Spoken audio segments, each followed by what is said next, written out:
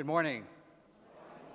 My name is Father Joe Mazzone. I'm the pastor here at Immaculate Conception Parish and also at St. James Parish on the other side of Stoughton. And on behalf of the Stoughton Clergy Association and the Stoughton Diversity and Inclusion Organization, I warmly invite you to our annual gathering to celebrate the life and work of the Reverend Dr. Martin Luther King, Jr. It seems fitting that we should begin in a house of worship. It's where Reverend King found the meaning, sustenance, and strength to do the important work he did for peace and justice in this country and in the world. You may know this, he actually attended a house of worship right here in Stoughton, the Methodist Church, United Methodist Church on Pleasant Street, while he was getting his doctorate at Boston University. My friends, we gather at a time when our nation seems, by most people's accounts, very fractured and divided. Some people might say divided in a way it hasn't been for many, many years. This is not something, of course, that would be unfamiliar to Reverend King. He lived through some of the most fractured and divisive times in the history of this country.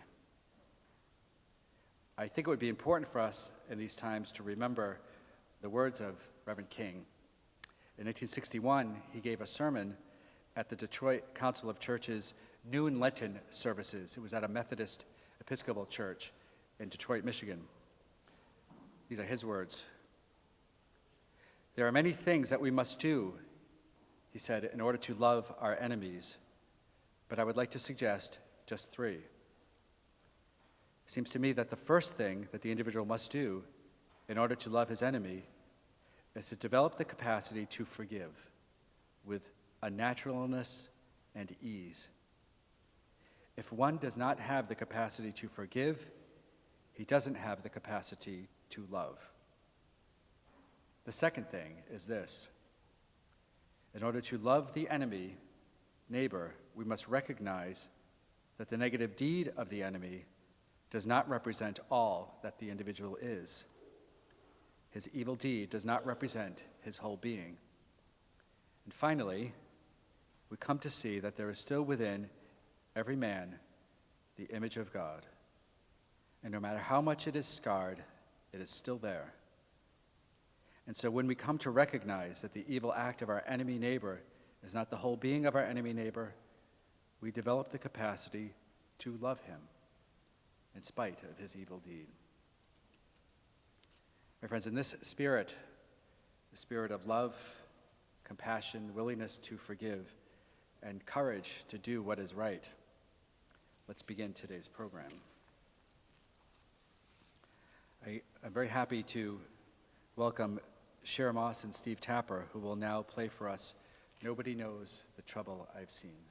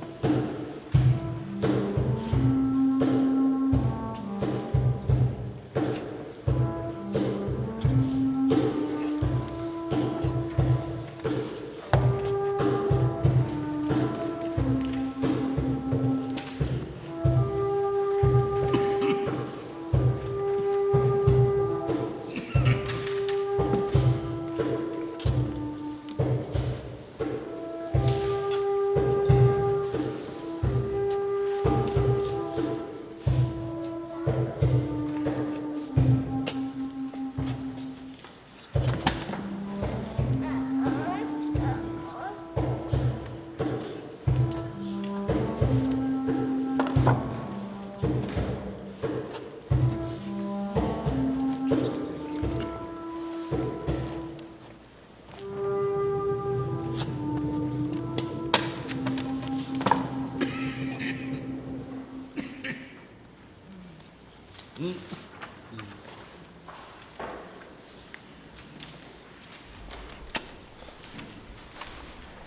like to invite Colleen Cesario and Drew Cesario to please come forward. They'll recite for us part of one of the Reverend King's most famous speeches, the I Have a Dream speech.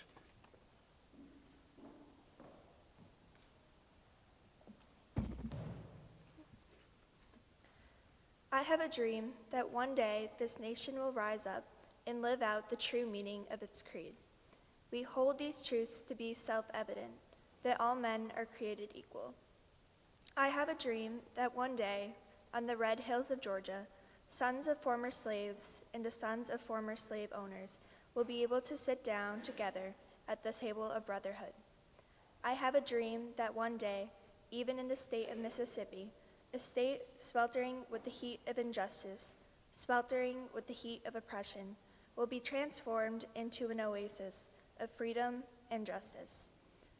I have a dream that my 4 little children will one day live in a nation where they will not be judged by the color of their skin, but by the content of their character. I have a dream today, and if America is to be a great nation, this must become true. So let freedom ring from the prodigious hilltops of New Hampshire. Let freedom ring from the mighty mountains of New York. Let freedom ring from the heightening Alleghenies of Pennsylvania. Let freedom ring from the snow-capped Rockies of Colorado. Let freedom ring from the curvaceous slopes of California. But not only that, let freedom ring from the Stone Mountain, Georgia. Let freedom ring from Lookout Mountain, Tennessee. Let freedom ring from every hill and molehill in Mississippi. From every mountainside, let freedom ring. And when this happens, and when we allow freedom to ring, we will let it ring from every village and every hamlet, from every state and every city. We will be able to speed up that day when all of God's children, black men and white men, Jews and Gentiles, Protestants and Catholics, will be able to join hands and sing in the words of that old Negro spiritual, free at last, free at last. Thank God Almighty, we are free at last.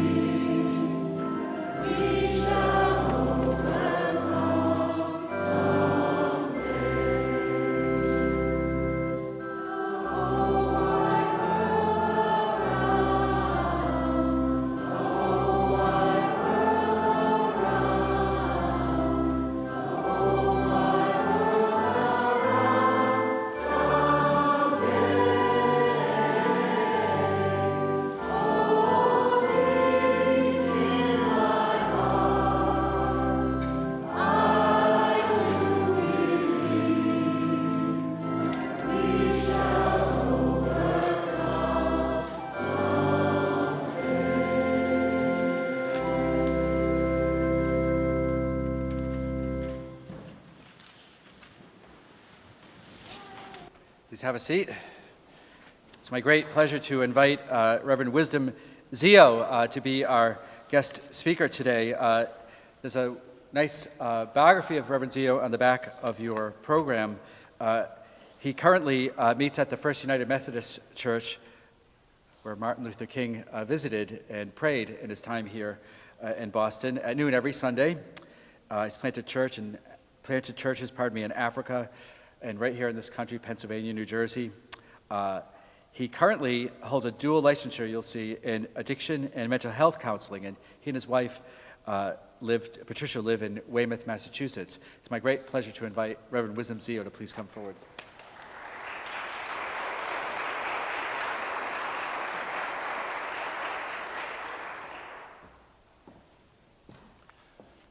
Hello, everyone. I'm very happy to be here, and I want to thank the Stoughton Collegiate Association for the opportunity to speak to every one of you. Today, I'm going to be speaking quickly on the theme, Dream Means Action. Let us not wallow in the valley of despair, I say to you today, my friend. I'm quoting Dr. Martin Luther King. And so, even though we face the difficulties of today and tomorrow, I shall have a dream. It is a dream deeply rooted in the American dream. I have a dream that my 4 little children will one day live in a nation where they will not be judged by the color of their skin, but by the content of their character. Dr. King had a dream that we are all celebrating today. That's why I wanted to speak to you quickly with a question: what is your dream? We are celebrating his dream. What is your dream going forward? When he had his dream, he celebrated his dream with an action that he wanted to make sure that at the end of the day, his 4 little children would actually fulfill the dream that he had. As a little boy that also had a dream that one day I would speak to a meeting like this with people of different color, different language, from different part of the world. When I first came to the United States, my dream was almost crushed when I wanted to become a mental health counselor. I was told by those that were interviewing me for my master's program that I had accent, so that I was not good enough to be a mental health counselor. So they asked me to leave the room, that I should not come back. But dream means action. I stood there and I told them, you have to give me a chance, because if you have a dream, you take action. I stayed at the school campus from 9 a.m. in the morning until 6 p.m. in the evening. And finally, he said to me, we will give you the chance. And I said, thank you. Today, my dream came true. What is your dream? Will your dream come true today as we celebrate Dr. King's dream? We must also remember that dreams are a process.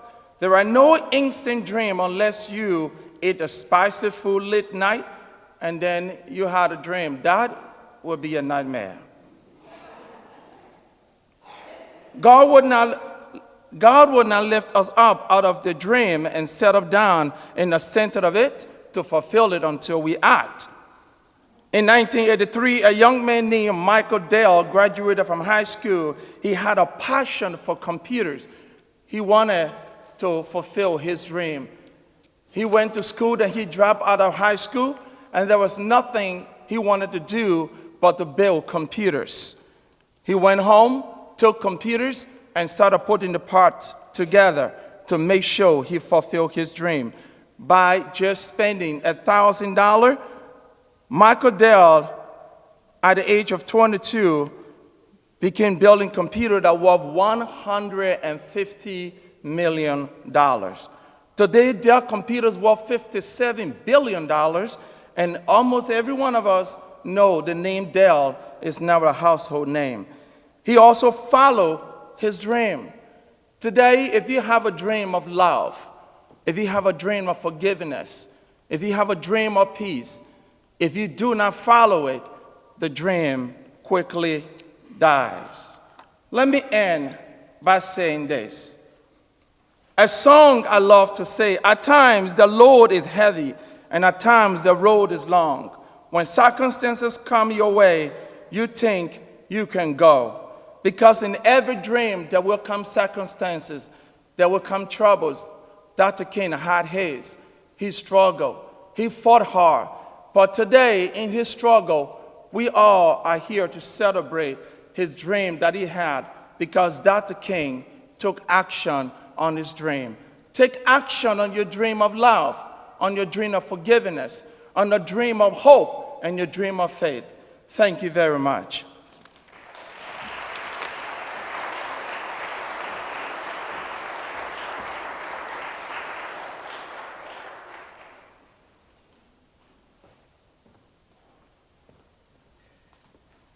I'd like to invite Shira and Steve to please play for us, the song "The Warning" by Don Shirley. Many of you may have seen the Oscar-winning movie Green Book that came out last year.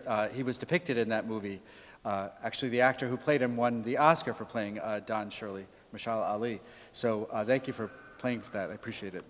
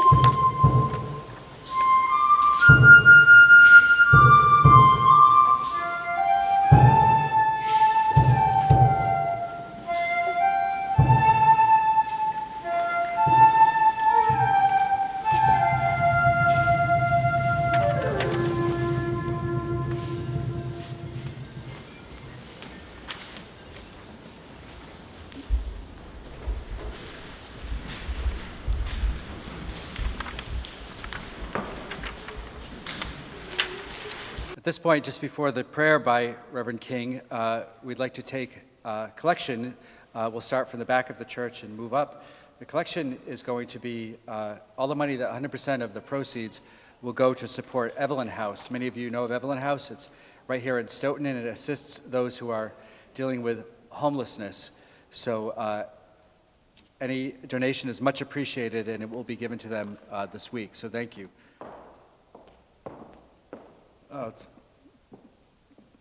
Dr. King, in his life,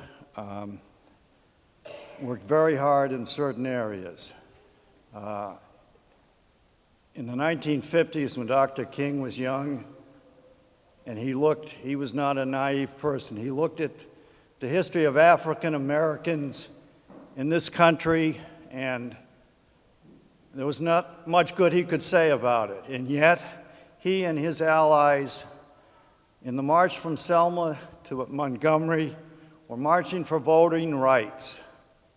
Apparently, Dr. King, in spite of all of the negative things that could be said about American history up to that point, they saw the potential for moving forward through voting and essentially affirming the potential of the American system.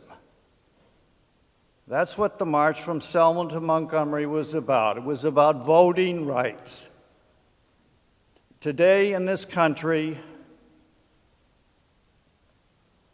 in a presidential election, you're lucky to see 50 to 60% of the eligible voters turn out. In local and state elections, the turnout is even worse. And so we have a country that where the majority of eligible voters think voting once or twice every 4 years is somehow an adequate expression of citizenship, and they deserve wonderful government for that. And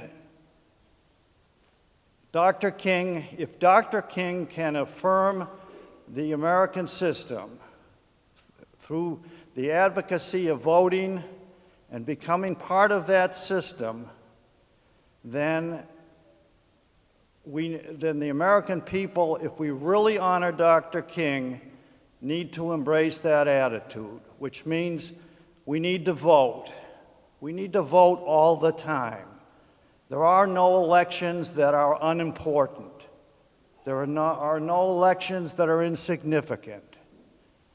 And yet, we live in a country where talking politics is sort of considered antisocial. People who talk politics are often referred to as political junkies, which is a negative expression, and we can remember the words of Richard Nixon. He spoke of the great silent majority. Richard Nixon knew that he could imply that the great silent majority was all with him, because he knew that what made the silent majority what they were was their political cowardice of silence. We need to be bold and brave. We need to be real citizens. We need to really address issues, and because that's the way forward.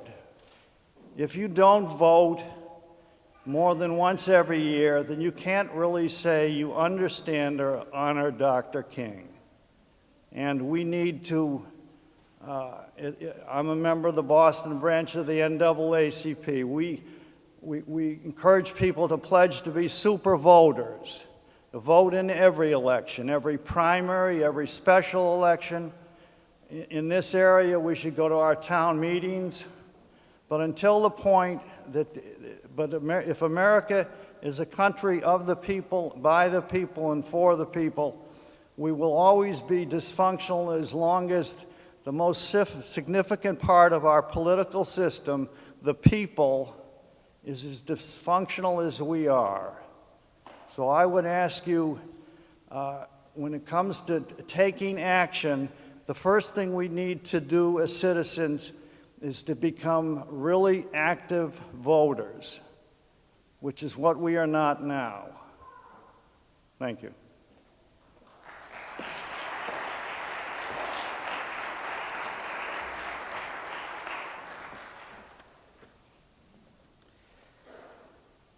Reverend King was a man of deep prayer. It's really, his faith is really what informed what he did and compelled him to do the things that he did in so many ways. He often quoted scripture and was an active minister. I'd like to invite the president of the Stoughton Clergy Association, Mary Perry, to please lead us in a prayer by Reverend King.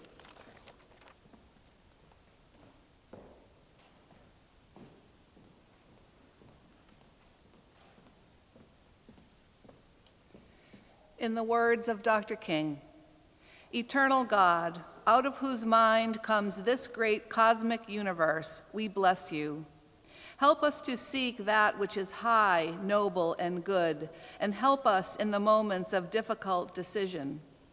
Help us to work with renewed vigor for a warless world, a better distribution of wealth, and a brother and sisterhood that transcends race and color. Grant that we will love you with all our hearts, souls, and minds, and love our neighbors as we love ourselves, even our enemy neighbor. And we ask you, God, in these days of emotional tension, when the problems of the world are gigantic in extent and chaotic in detail, to be with us in our going out and our coming in our rising up and in our lying down, in our moments of joy and in our moments of sorrow, until the day when there shall be no sunset and no dawn. Amen.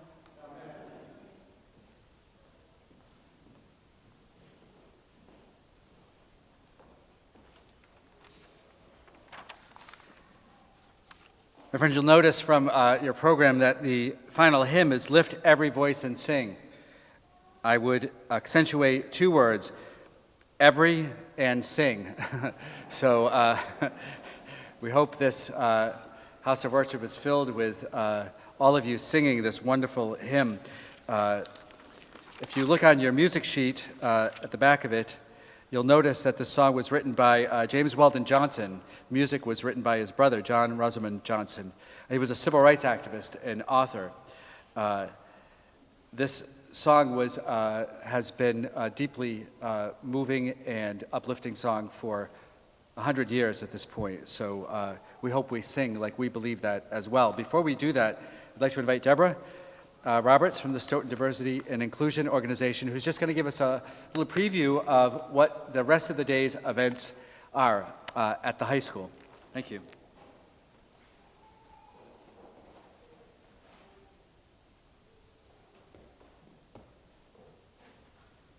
Thank you very much, Father Joe.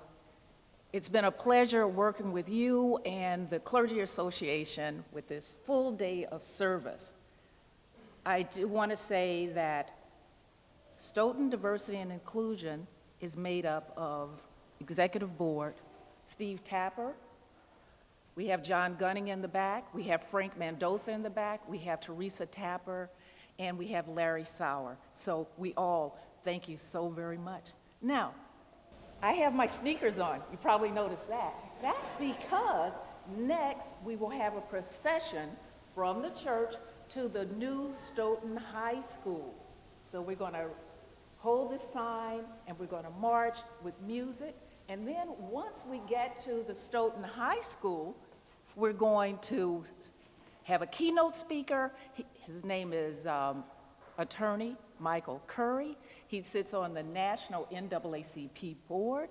And we're going to hear from community voices. It's a wealth of talent in the town of Stoughton, and we will hear from a few of those different groups. Dancing, singing, it's going to be a lot of fun. So please join us in the procession over to the high school and throughout the remainder of this program. So thank you very much.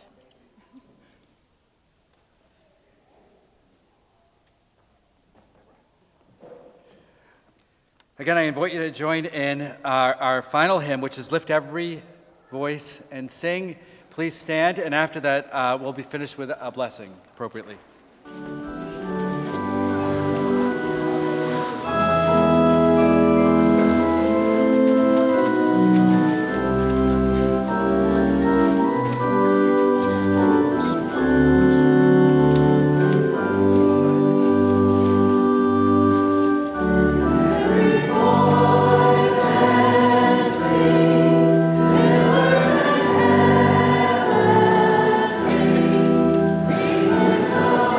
All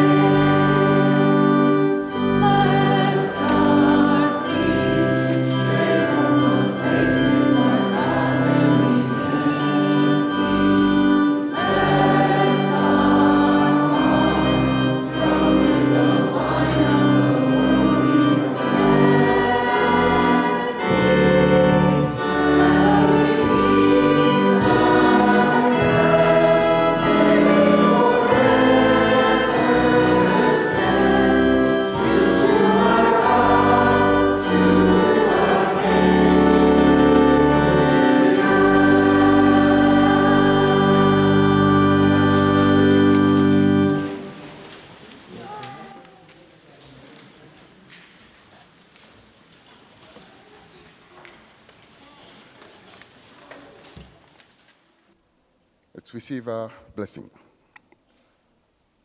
May the grace of the Lord Jesus Christ, our Lord, and the love of God, and the fellowship of the Holy Spirit be with you all. Amen.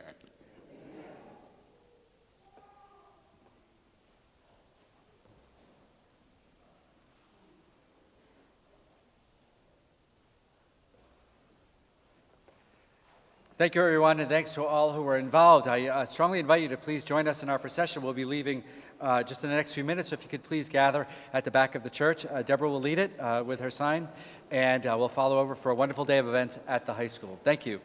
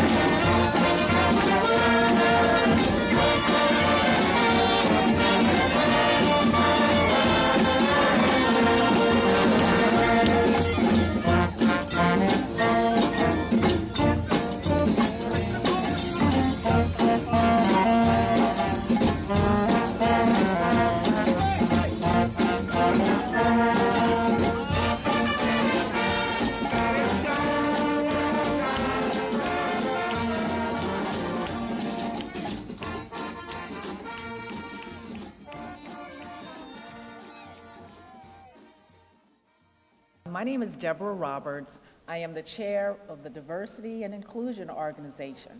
Now, we have a little modification to our program today because we're still waiting for our keynote speaker. As you saw in the program, he was to kick things off, so it's going to be a slight change. But before we do, I would like to recognize a few people in the audience. Senator Walter Timothy, please raise your hand. Thank you. Ted Phillips from Representative Luke Hafta's office, please raise your hand. I saw Representative Bill Galvin earlier today. I don't know if he's still here. But we do have Board of Selectmen members, which Bob O'Regan, if he's still here, raise your hand. And I saw Police Chief Laracy. Thank you so much for helping us with the procession from the church to the school, and Chief Donna McNamara, thank you so much for leading the way. And our keynote is here. Today's theme, okay, did I miss anyone else? If I did, okay, I think I covered it. Today's theme is, what is your moral compass? The moral compass is guided by what is right, what is fair, honest, and forthright. If King were here today, he would be 91 years old. He would see progress, increase in female and minority representation in Congress. He would see our new environmentally friendly high school and many other good things in the town of Stoughton. He would see that we're still faced with civil rights issues, overt discrimination, healthcare inequalities, lack of affordable housing. The list goes on and on. You can't turn on the television or media without seeing these issues. This means there's still a need for diversity and inclusion organizations, clergy associations, and civil rights organizations like NAACP and the Urban League. Our keynote speaker is a man who has a moral compass, a man who has been actively involved in civil rights and healthcare rights, a man who is true to his moral compass. The reason we selected him is because he's a good example, who is a perfect model, a paragon. Attorney Michael A. Curry, Deputy Chief Executive Officer and General Counsel at Massachusetts League of Community Health Centers. Congresswoman Ayanna Pressley once described Attorney Michael Curry as an advocate for the people, whose selected work experience has led him from Blue Hills Avenue in Roxbury, Massachusetts, to Capitol Hill, U.S. Congress, to health centers. Attorney Michael Curry sits on the National NAACP board and was instrumental in bringing the National NAACP Convention to Boston, Massachusetts this year, July 2020. Without further ado, please join me in giving our keynote speaker, Michael Curry, a warm welcome. Yeah.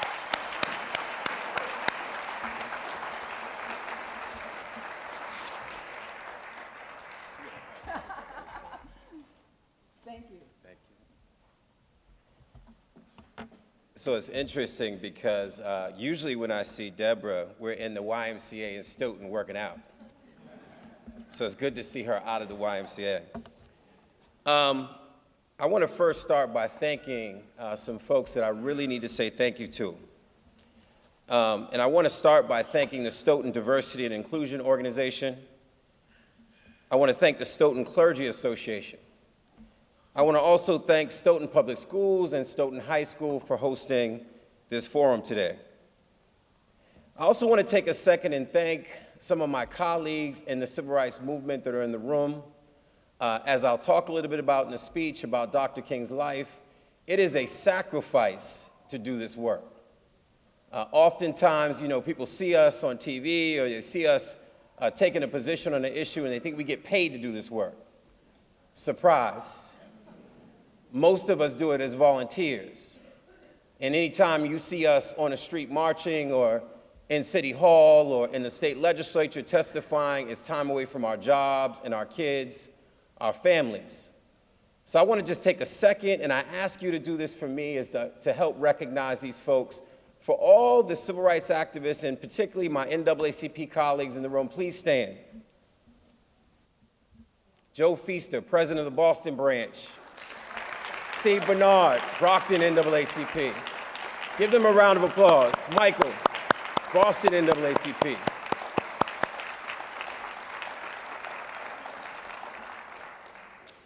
I also want to thank my friend Deborah Roberts, as well as the many others who helped to organize today's celebration, from the interfaith service to the peace procession and this program. Please also join me in thanking them.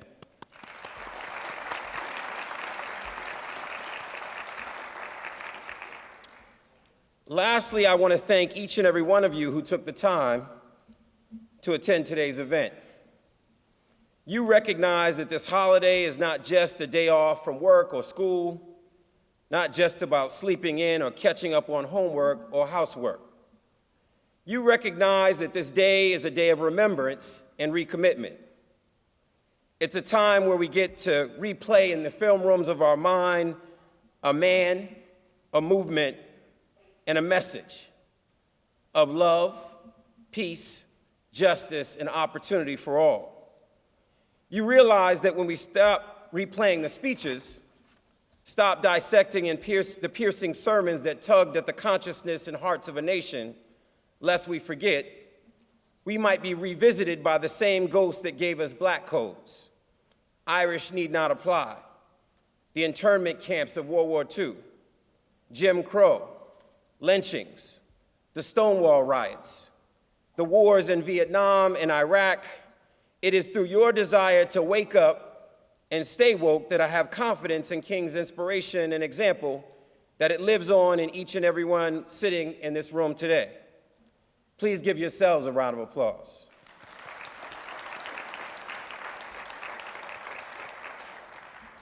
I started my Dr. King holiday out early this morning by watching some recorded speeches of Dr. King. I was equally as moved this morning as I was when I first heard him speak, when he said, "In a sense, we have come to our nation's capital to cash a check." When the architects of our republic wrote the magnificent words of the Constitution and the Declaration of Independence, they were signing a promissory note to which every American was to fall heir. This note was a promise that all men, yes, black men and white men, would be guaranteed the inalienable rights of liberty, life, liberty, and the pursuit of happiness. He went on to say, "It is obvious today that America has defaulted on this promissory note insofar as her citizens of color are concerned. Instead of honoring this sacred obligation, America has given the Negro people a bad check, a check which has come back marked insufficient funds. But we refuse to believe that the Bank of Justice is bankrupt. We refuse to believe that there are insufficient funds in the great vaults of opportunity of this nation. So we have come to cash the check, a check that will give us, upon demand, the riches of freedom and the security of justice." Talk about starting your day off with a hearty meal. As I reflected on whether America is still in default, I jumped into my car and I rushed down to the Massachusetts Convention and Exhibition Center for the annual MLK breakfast that hosts over 2,000 people. There, I had an opportunity to hear inspirational words from my good friend, the beautifully bald and courageous Congresswoman Ayanna Pressley.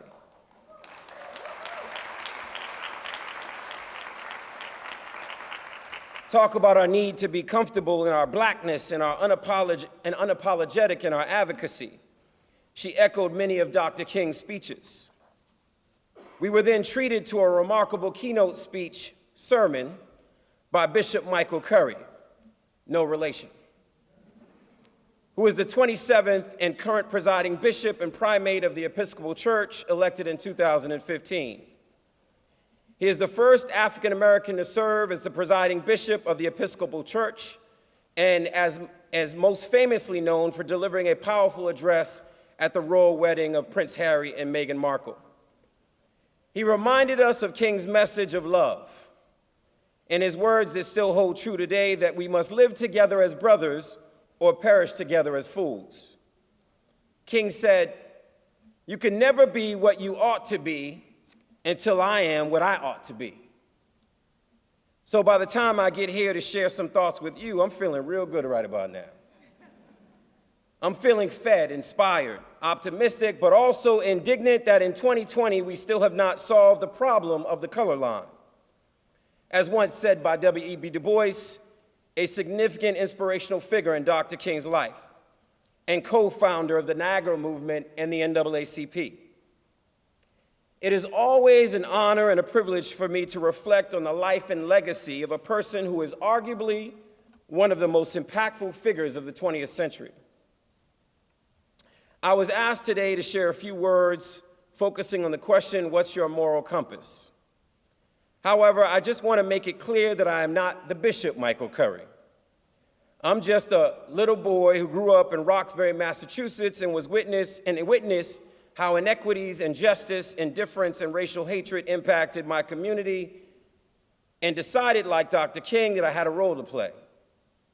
When he said, I quote, "A threat to justice anywhere is a threat to justice everywhere," I received that message as a call for me to enlist in the Army for social justice, whether it's here in Massachusetts or in Ferguson or in Rwanda or China or Ukraine. He was definitely close to the third rail in addressing racism. He knew that. But he tripped the wire when he started talking about war and poverty and foreign policy that impacted Latin American countries. So I asked the question that is the theme of today: what is your moral compass? I spent a lot of time over my lifetime watching and listening to Dr. King's speeches. And there was one thing that's very clear to me as a younger civil rights activist in this movement, was that he studied the movement. Not just our movement in this country, not just the civil rights movement, but the movements across this globe. He read the books that you need to read. He read and studied the architects of nonviolence and peace and justice, and he implemented that in his strategy. So when we have this conversation, I'm often, as I convene about 400 young people from across the country in the NAACP to teach them civil rights work, we have now trained about 400 people in that program. I ask them the question, what's your moral compass? But I tell them, before you tell me what's your moral compass, let's start with what have you studied and what have you read? Because like a compass, you have to adjust your compass. Dr. King understood that. So I ask you, have you read The Souls of Black Folk? Have you read Carter G. Woodson's The Miseducation of the Negro? Or Michelle Alexander's The New Jim Crow? Or Elizabeth Hinton's From the War on Poverty to the War on Crime? Or The Warmth of Other Suns? Do you understand what the concept is of self-fulfilling prophecy, as popularized by that experiment many years ago by Jane Elliott, where kids can sit in a room that have no significant differences, but can be treated two different ways and therefore act out the difference, that one is less intelligent than the other based on the color of their eyes. I ask you, do you understand what the weathering effect is? A concept that researchers often refer to when they deal with this example. Doctors came into communities of color and they asked black parents like my mother to rate their kids' asthma from 1 to 10. And black mothers rated their kids' asthma 4, 5, 6. Doctors followed them and rated those same kids' asthma, and they were 8, 9s, and 10s. And the researchers' point in the weathering effect was they got so used to being in the ER every day, or once a month, or taking the pill or pumping the flow vent so often that it became their normal. But the weathering effects has a larger application in that. It has the application of when you're in communities where you're being stopped by police, where you're being mass incarcerated, where you go into the doctor's office and you just feel like they're not treating you the same. When you walk in to rent a house or an apartment, buy a house or rent an apartment, and you feel like there's something about this particular transaction that they don't want to sell it to you or rent it to you. You can get so used to those circumstances it becomes your normal. And one of the things about Dr. King's message is he doesn't want you to accept that as normal. Like many of you, I've attended hundreds of Dr. Martin Luther King celebrations over my lifetime.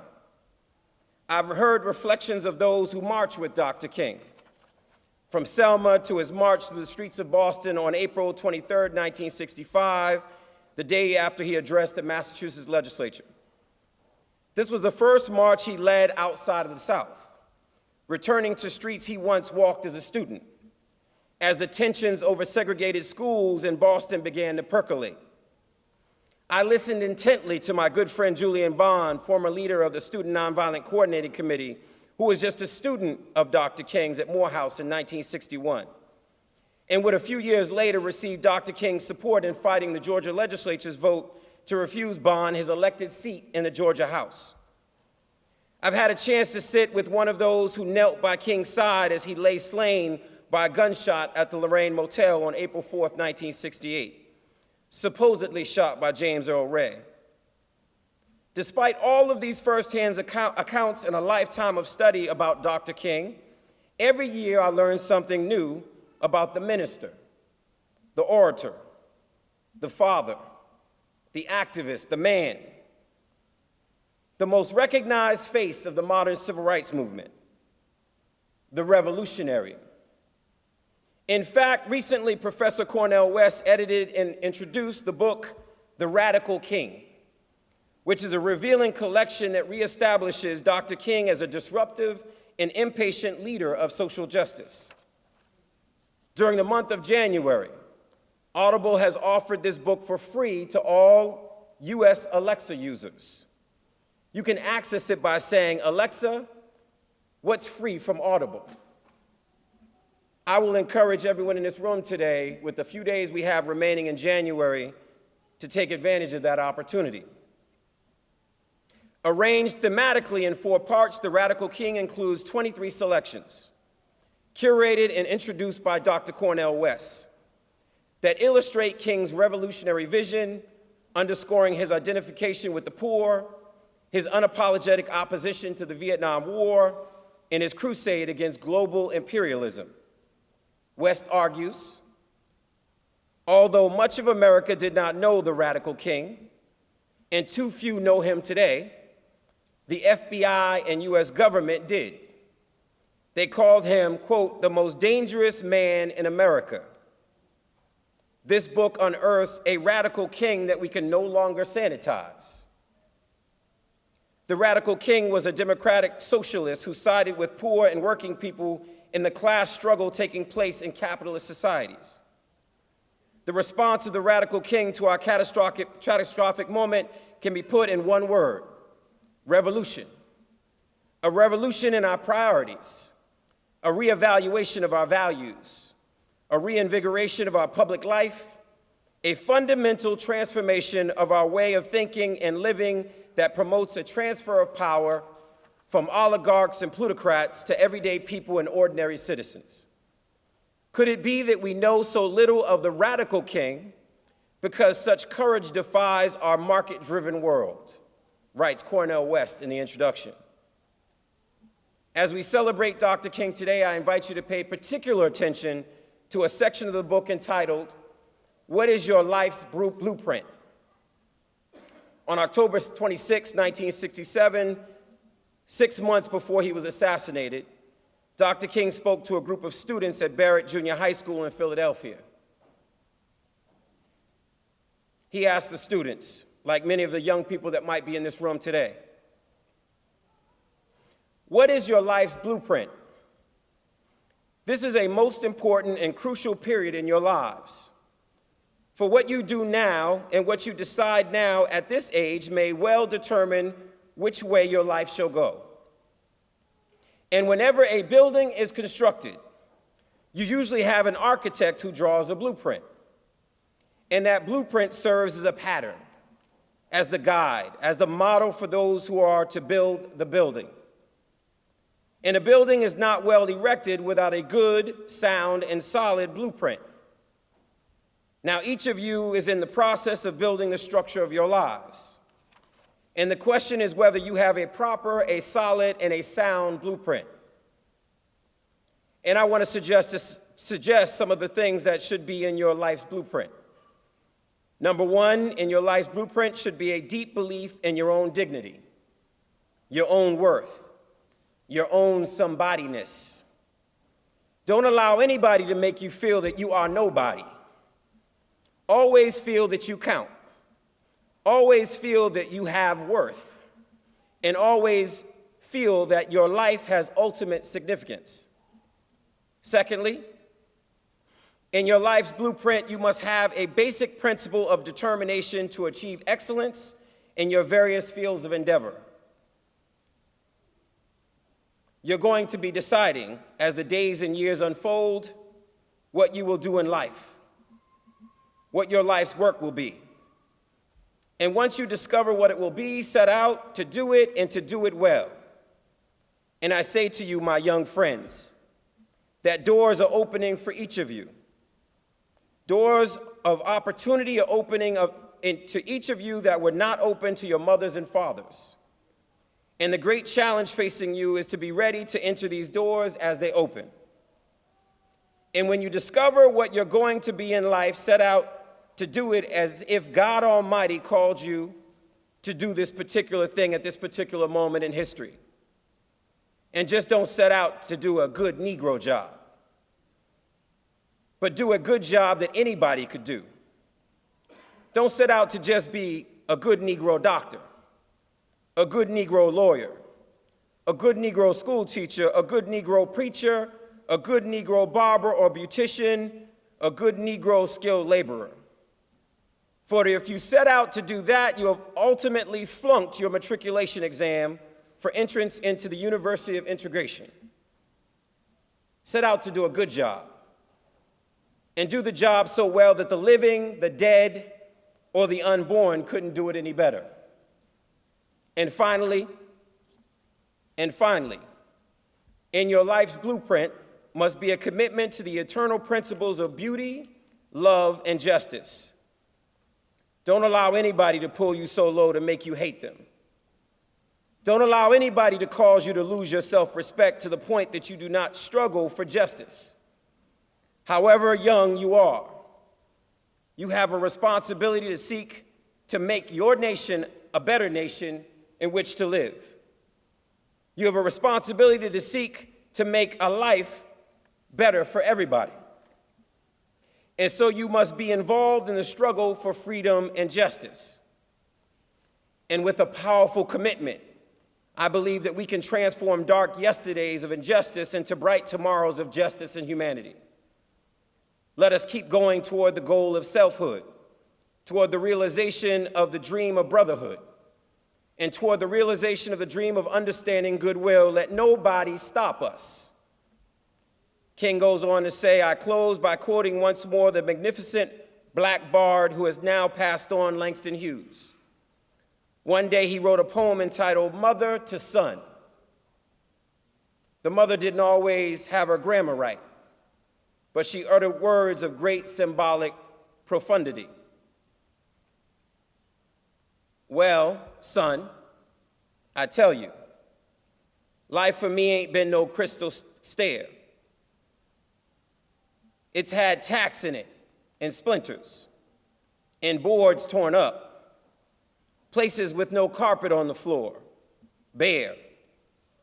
But all the time, I's been a climbing on, and reaching landings, and turning corners, and sometimes going in the dark, where there ain't been no light.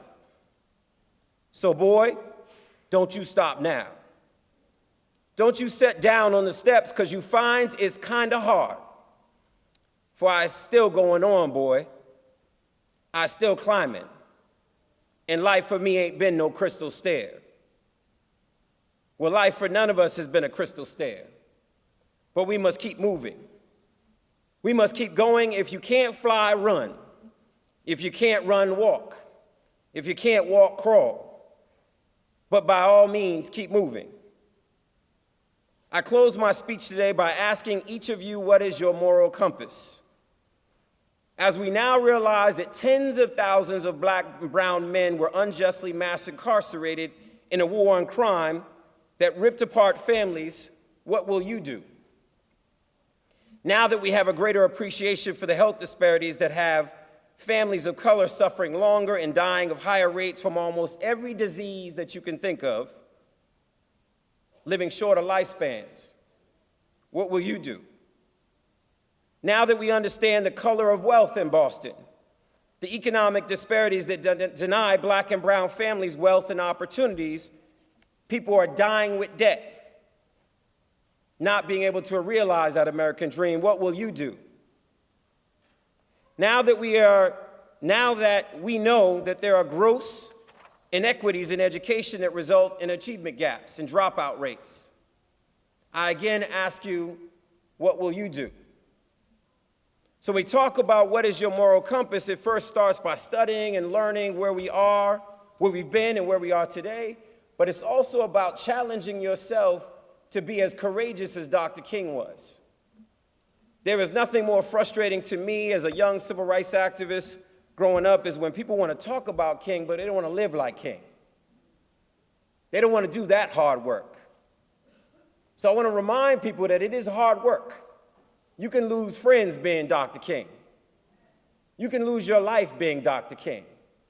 You can piss people off and lose your job being Dr. King. That's the sacrifice. That's the message of Dr. King's life. I'll end it with an African proverb that speaks so well to me about Dr. King's life and the role we all have to play, which says, the rivers are filled one drop at a time. I'll repeat that. The rivers are filled one drop at a time. Every single one of you in this room has an obligation, a responsibility. So we talk about, and you turn on your televisions and you look at what they're doing about immigrants coming into this country and all the policies that are impacting immigrants. I need you to figure out what your responsibility is. When you talk about the plight of women in this country and still having to face glass ceilings and the mistreatment, abuse by men, the role is for every one of us to have a part to play in that. So I don't want you to walk away from yet another Dr. King celebration and not ask yourself, what is the King in me? Because it's very easy to go on in life and go to the football games and take care of your families and mow your yard, your grass, and keep it moving, and then come out once a year to do a celebration. But if Dr. King were here today, I ask two questions. Would he be happy with where we are? And then what would he ask of you? Thank you.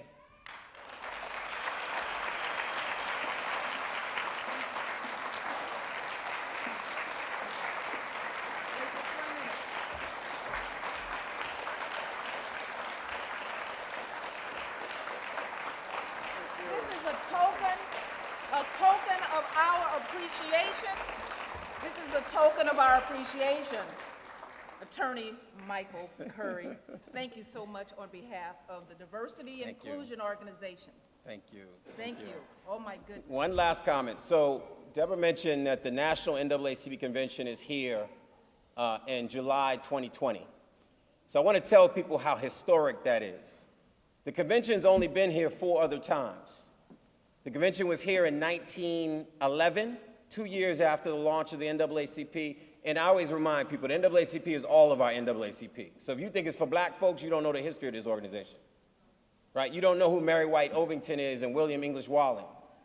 You don't know about the race war in the North that created the inspiration for the NAACP.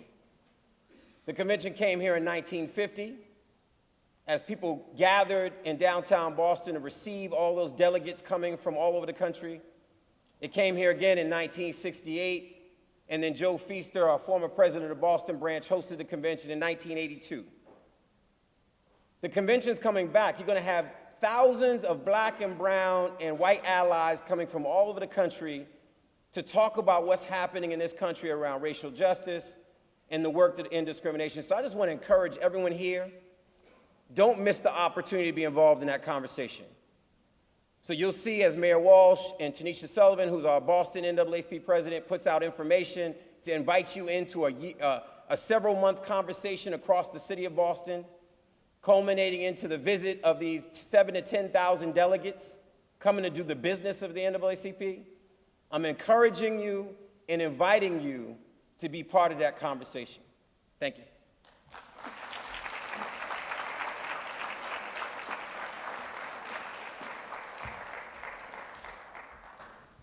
Oh, we're getting deep now. As we continue to move forward with our program, we're going to have a musical selection from Steve Tapper, Shira, and Michael Ball and Teresa. Are they nearby? Oh, okay. And behind the curtain is? Thank you. Teresa?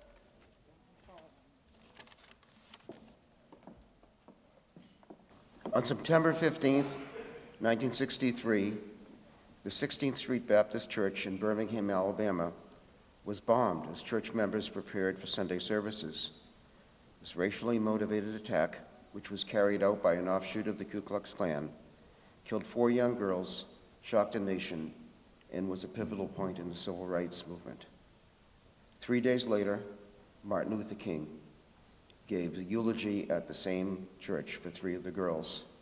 And 3 months after that, John Coltrane wrote and recorded a piece which he called Alabama, which was inspired by the events and the eulogy. So that's the piece we're going to play now. But the thing is, in thinking about this event, it's easy to think of the 4 young girls who were killed as a symbol, and I'd like us to remember that they were 4 young lives that were cut short, that never had a chance to accomplish all they could accomplish. So I've asked Teresa, as we start the piece, I've asked Teresa to read the names of the 4 girls, and we should think about that. Thank you.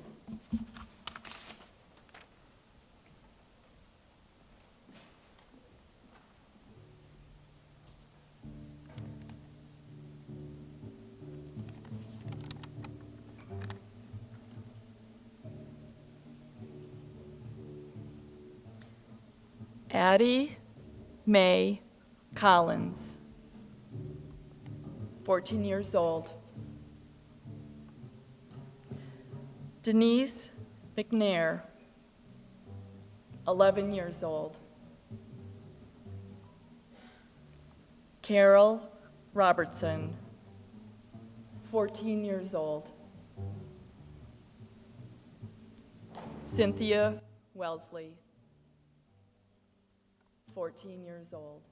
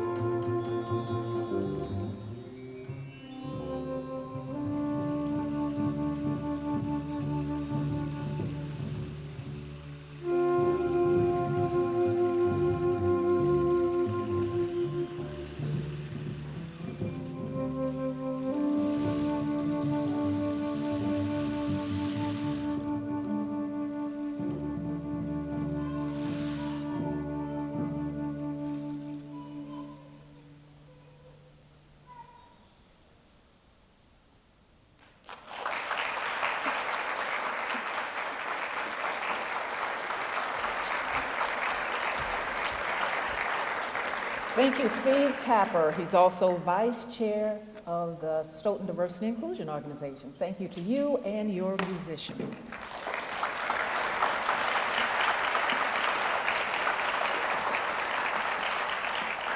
Next, we'll hear from Teresa Tapper with the MLK Day Citizen Service Awards presentation.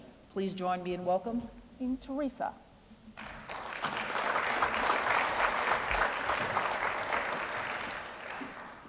Okay, so MLK Day is also, it's not just a celebration of Reverend Dr. Martin Luther King's life, but also the belief in doing some good, some community service. So our organization, the Stoughton Diversity and Inclusion Organization, made a decision that this year we wanted to bring up a couple people and acknowledge some of the community service that they have been doing above and beyond, not just one day, but throughout the days here in Stoughton. So we have nominated 3 individuals that we'd like to recognize at this time, 2 youth and 1 adult.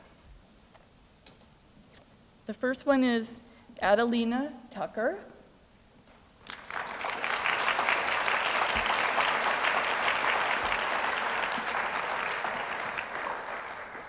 Adelina is a member of the Ho-Chunk Nation. She's a Girl Scout, as you can see, and a Stoughton resident, and I'm going to let her tell you a little bit of what motivates her and what she has been up to.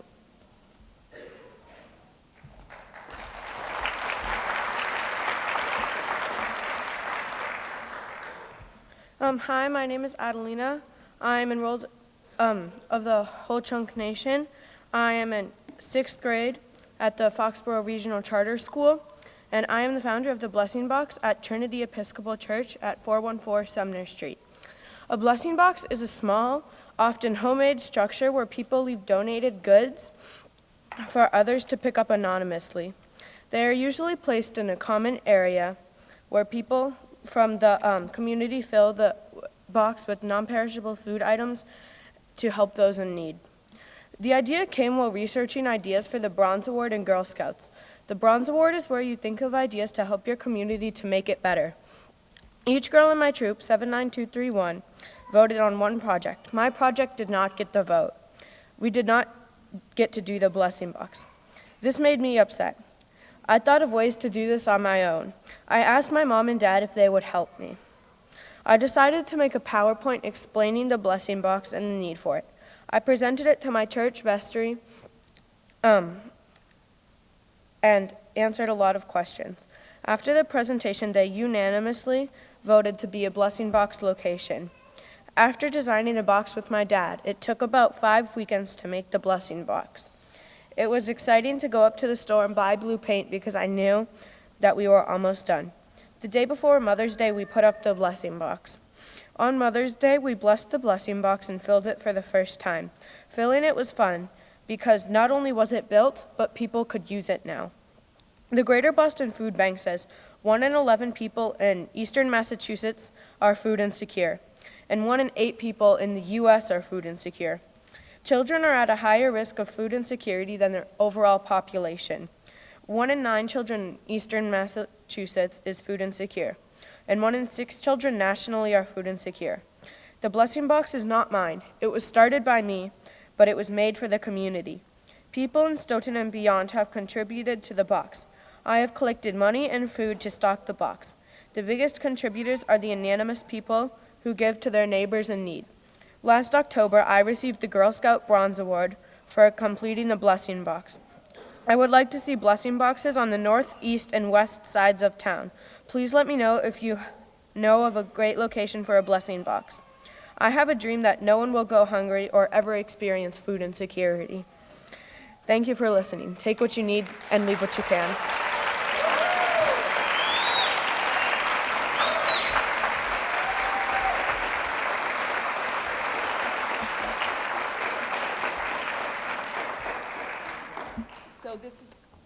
So this is a small token of appreciation from our committee to you. Thank you.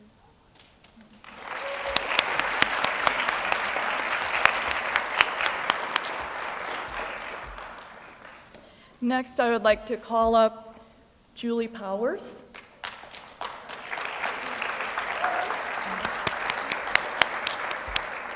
And I'm going to let Julie tell us a little bit about what has inspired her and what is she up to. Hello there, I am Julie Powers, and I made one of the free little pantries in Stoughton. It is placed in front of National Equipment Rental. Sorry. This pantry is pretty much you can leave some if you want to. Anybody can come down, donate some non-perishable food items or even hygiene items to place in the box, and anybody who is in need of food or hygiene products can come and take what they need. I would like to thank National Equipment Rental for letting us place the box in front of their store, and North Country Woodworks because they helped us to make the box.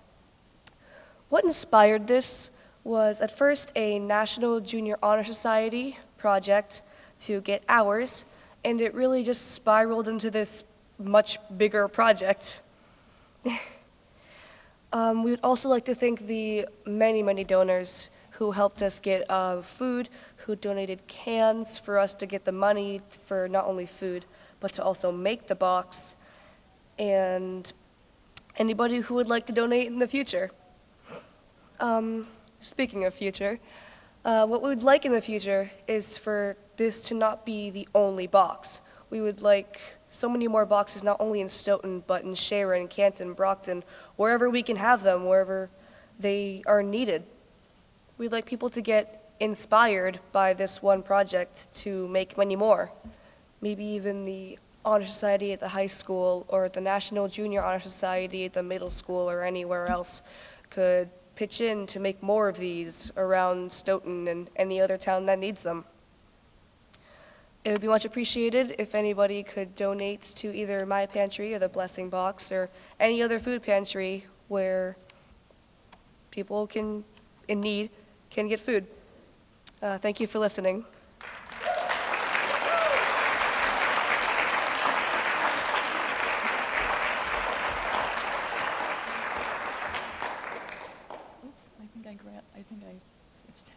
Anyway, also, for Julie, I have a certificate for you as well and a small token appreciation for you as well.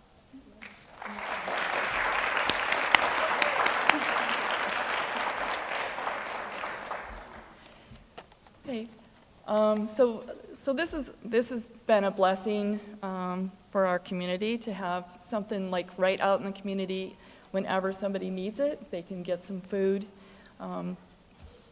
Thank you. The adult that we have nominated this year and want to recognize is Michael Varner. Can he please, Michael Varner?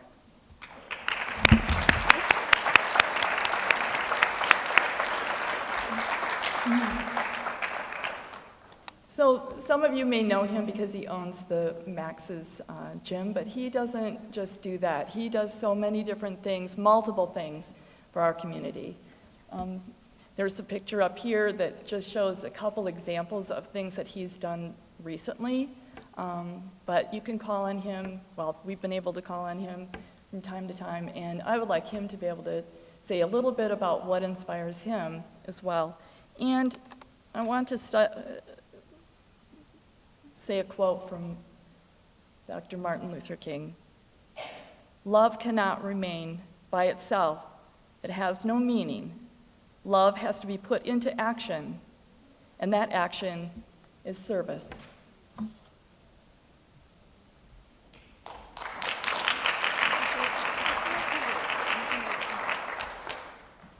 All right, so this is not a speech. When Teresa had asked me to come here, I had no idea that I would be up here and mentioning anything about this. This is the program. So it's not what I do, it's why I do what I do. That's important. So when I was a young kid, very young, I grew up on Lincoln Street, right next to Jimmy's Market. I've been a townie my entire life. So from birth till about 17 years of age until I moved to Golden Road, a whole mile down the road, I had a phenomenal father. My dad taught me about obedience, and he taught me about serving the community. So my earliest recollections are my dad always telling me to get out of the house and shovel your neighbors' yards during the snowstorms and rake their leaves. And I had a great community. I had my neighbors to my front, to my left, to my right. They were all from Portugal. And my neighbors behind me, Todd, Mark, Seeley, Dave, Chris, Paul. I mean, we were a bunch of kids that we hung around every day, 5 o'clock at night. When we all ate dinner, we could yell at that back door. We'd all meet. We'd play soccer. We played hockey. It was an amazing community, okay? A community is not 35,000 people living in an area. A community is people crossing paths and serving one another. So my dad was constantly telling me to take care of your fellow neighbors. I was going down to a place called Weeks. It was a nursing home right down there, Jimmy's Market. I would go down there all the time. I would feed the elderly there, and I did this my entire life. But what was most important of this experience was not what he told me, but it was his actions.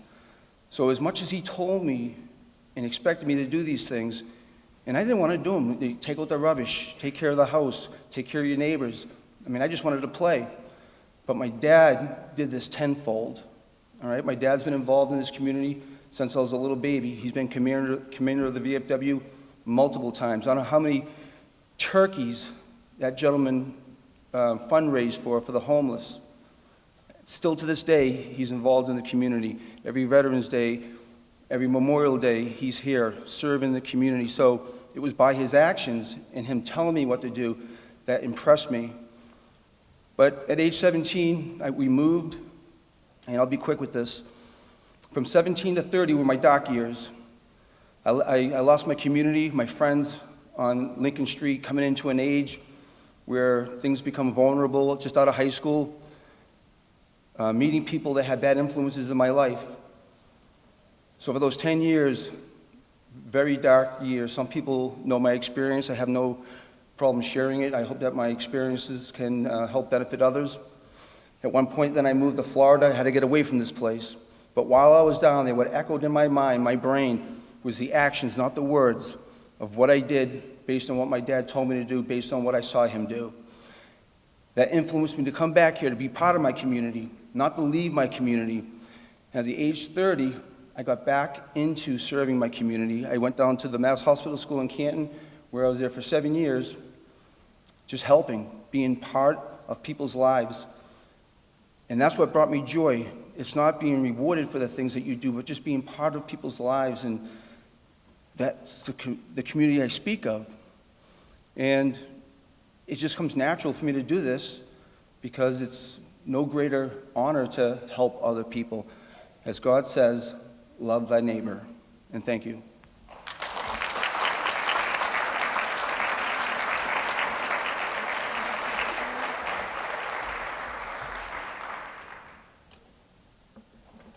And for him as well, a small token of appreciation from the Stoughton Diversity and Inclusion Organization.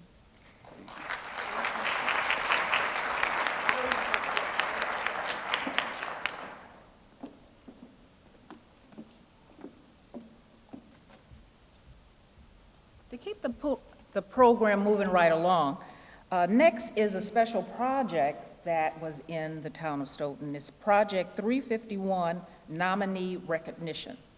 So will either John Gunning or step up, please.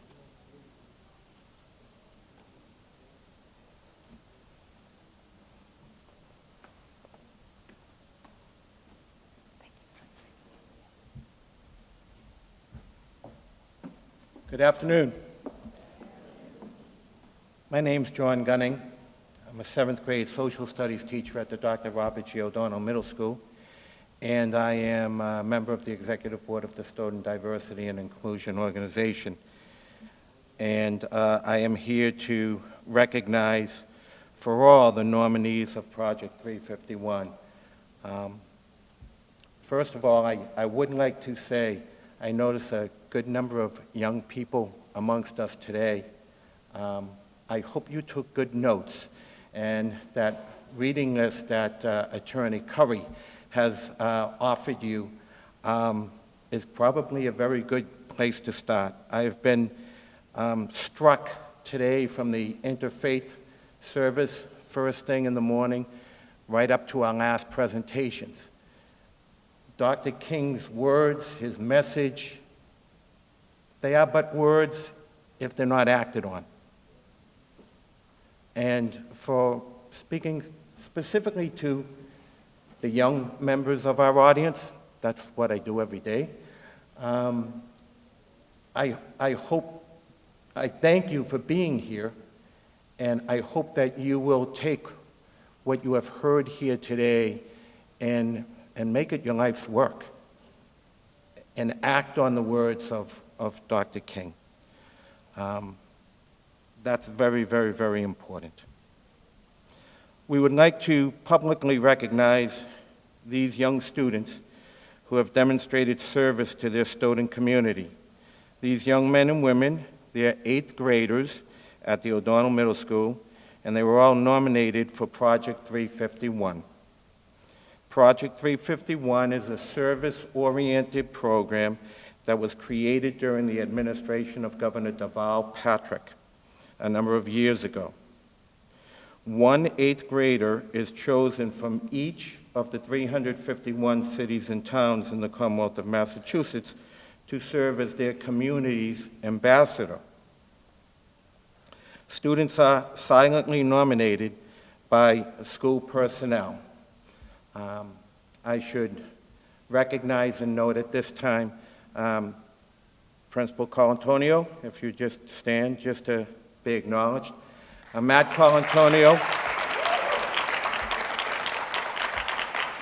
the principal at the middle school. Those of us that live and work at the middle school know that Principal Colantonio was always looking for ways to recognize and acknowledge students. These are his words, caught being good. It's for the entire community, no matter who it is at the middle school, whether it's staff, whether it's students. Periodically, people get caught being good, and they get acknowledged, and they get recognized. And Project 351 is just but one of many ways in which Mr. Colantonio sees that this is done.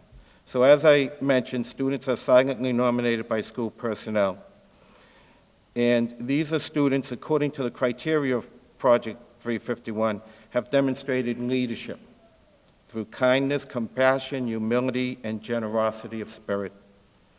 And these certainly are all qualities associated with Dr. King and his philosophy, which emphasizes service to the community.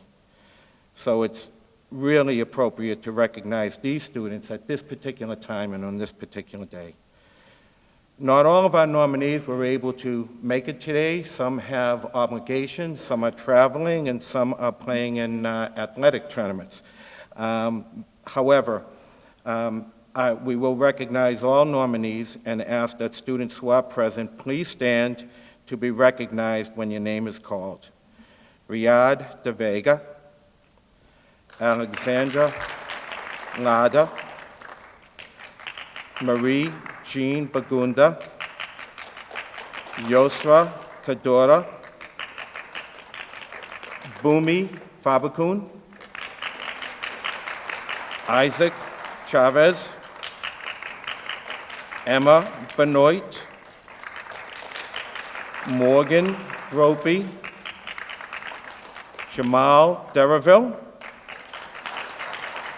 and Stoughton's ambassador, who I should note has artwork that is gracing our stage, a young man who has academic achievements, athletic achievements, artistic achievements, and I believe was at the State House this Saturday working with his 350 ambassadors from the Commonwealth, Nico Ortiz.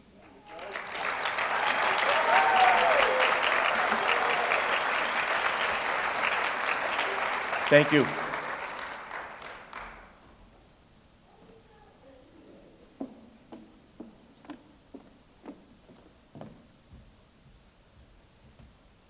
Thank you so much. To keep the program moving, the next voices you will hear are community voices. First will be Nate James. He will recite a poem.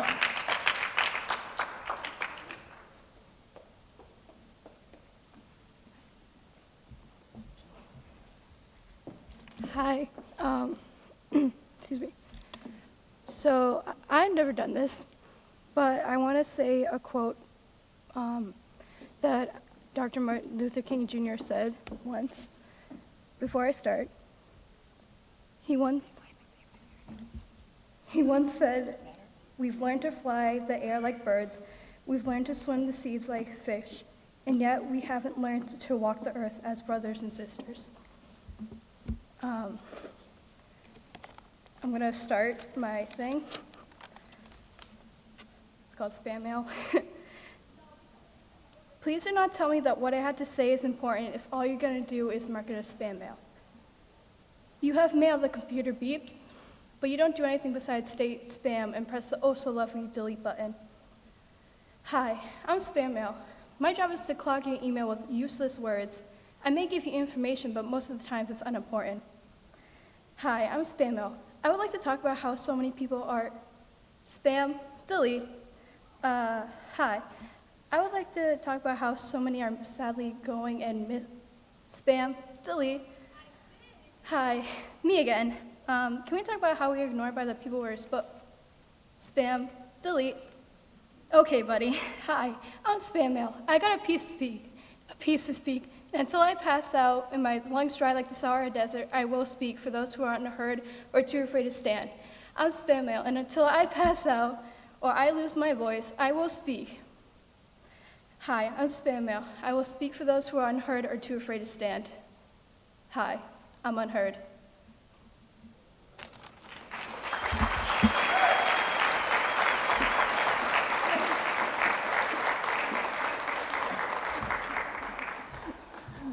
Spam.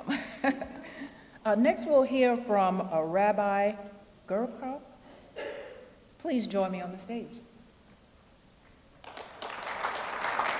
From the Shalai House.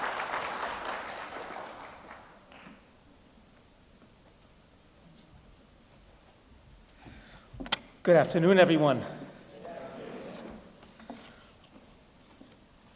Well, thank you very much, Deborah Roberts. And, of course, Teresa and Steve Tapper, and everyone else on these committees. It is my first time ever talking on a Dr. King celebration. And also my first time here on this new Stoughton High School stage. So it is a very special honor. I won't take it so long. I'll keep it brief. And I am actually humbled talking here after so many wonderful speakers, the great words of Mr. Curry, very inspirational, the young students here who have shown such beautiful, special things that they're doing in the community, and here I am just offering a few short words of my own. As a rabbi and a representative of our Jewish community here, we ourselves as well fear the growing anti-Semitism festering all over the world. It is indeed very unfortunate that after so many years since the classic speech of Dr. Martin Luther King, people are still judged by their color or by their race or ethnicity. Jews, just like blacks, are targeted and falsely accused for many of society's problems. I think that we always need to go back to the words of Dr. King, and more so listen to the way he phrased his words. I think that one reason why his words became so popular and resonated so well with a whole generation and generations to come is because they were not as much about blacks, but they were directed towards a nation to realize a higher purpose, a purpose of unity, regardless of the subject at hand. Simon Sinek, a well-known motivational speaker, makes this very point, that Dr. King did not try to satisfy his people, but rather wanted to bring a nation to a higher place. That is a message, says Mr. Sinek, that will and always prevails. Quote, "I have a dream that one day in Alabama, little black boys and little black girls will be able to join hands with little white boys and little white girls as sisters and brothers." This was not only about bringing fulfillment to blacks, but more so, it was about bringing fulfillment to whites when they recognize a different race. Another very important point is that Reverend King was a man of faith, and he took God with him wherever he went. True and honest change can only be executed once we realize a higher power who created heaven and earth, who created all mankind, who knows what's inside the heart and mind of every human being. Only once this is realized can we effectively come to respect every one of God's creatures, regardless of religion, race, or color. We must realize that every person has been given 7 laws of Noah, which include laws of respecting every human being and to appoint judges to execute law and order. Let us hope that we will see the day when all people of all race will be all treated equally. Thank you very much.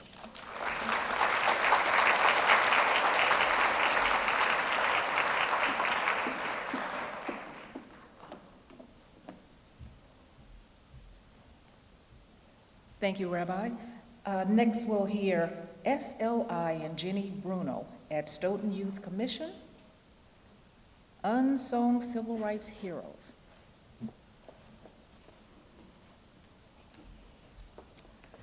Hello, how's everybody doing today?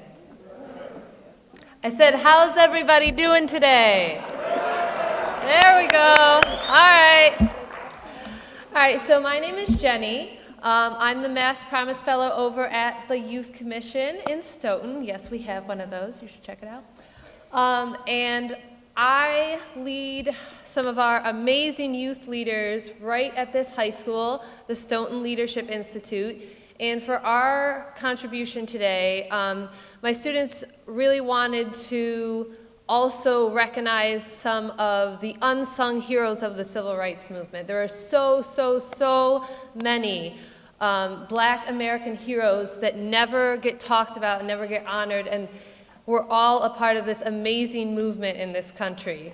So we're going to hear a little bit about their stories and some of their quotes. Thank you. Ella Baker was a civil rights activist from Virginia, nicknamed Fundi, which in Swahili refers to a person who passes their knowledge to the next generation. She was a strong, passionate woman who believed that strong people don't need strong leaders, and dedicated herself to the behind-the-scenes work that helped make the civil rights movements possible. Between secretarial work for the Southern Christian Leadership Conference and being a branch director for the NAACP, she supported the rising young leaders who eventually formed the NSCC. Until the killing of black men, black women's son, becoming as important to the rest of the country as killing a white woman's son, we who believe in the freedom cannot rest until this happens.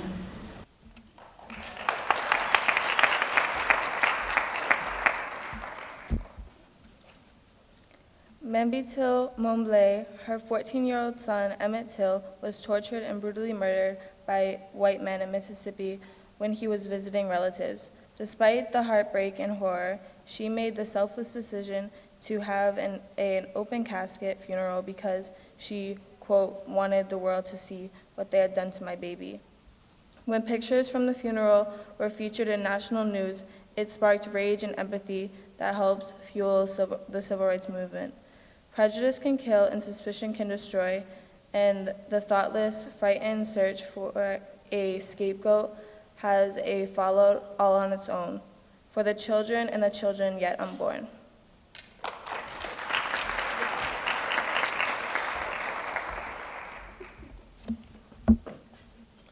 A great man once said, "You can kill a man, but you can't kill an idea."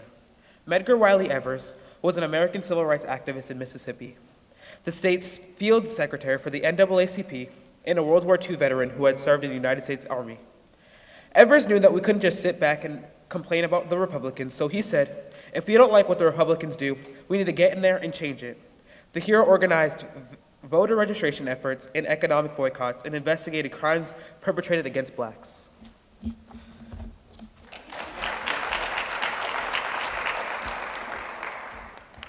On November 14, 1960, Ruby Bridges was the first black girl in an all-white school. She didn't need any friends to succeed, even though she wanted some, and only one teacher agreed to teach her. She later founded the Ruby Bridges Foundation to promote the values of tolerance, respect, and appreciation of all differences. Racism is a grown-up disease, and we must stop using our children to spread it. Everyone is born with a clean heart.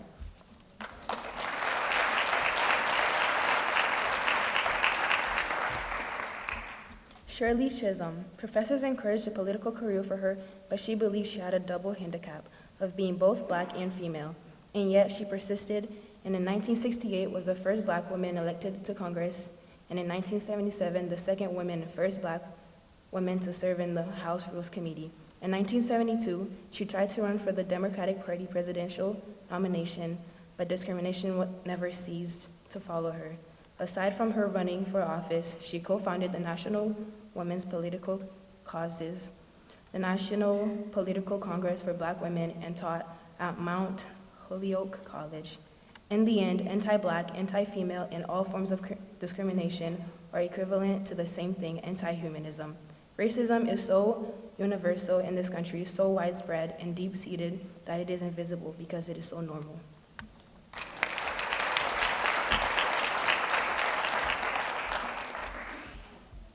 Solomon Northup. He was kidnapped in 1841. He was drugged, held captive, severely beaten, and sold into slavery in Louisiana.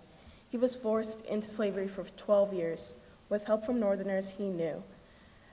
Solomon eventually escaped to freedom in 1853, where he quickly wrote his memoir, 12 Years a Slave, so the world would know about his sufferings and rampant of evil of slavery. 2 quotes from him. "My back is thick with scars for protesting my freedom. My sufferings I can compare to nothing else from the burning agonies of hell. Is everything right because the law allows it?" And Susie King Taylor. She was born a slave but died a free woman. She was the first black nurse in the Civil War. She wrote a personal account of her experiences, which also led her to found the Women's Relief Corps, as she saw how big an issue racism was at the time, especially in the South. She was a woman with dreams of peace and love amongst all races and nations. This is one of her quotes. "It seems strange how our evasion to see suffering is overcome in war, how we are able to see the most sickening sights, such a man with their limbs blown off and mangled by the deadly shells without a shudder. And instead of turning away, how we hurry to assist in evading their pain, bind up their wounds, and press cool water to their parched lips with feelings of only sympathy and pity."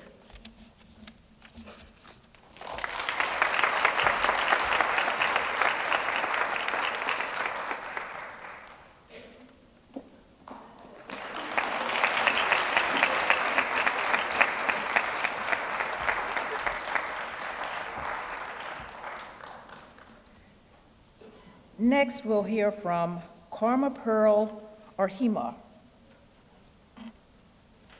Lift every voice and sing My Father's Song, dramatization.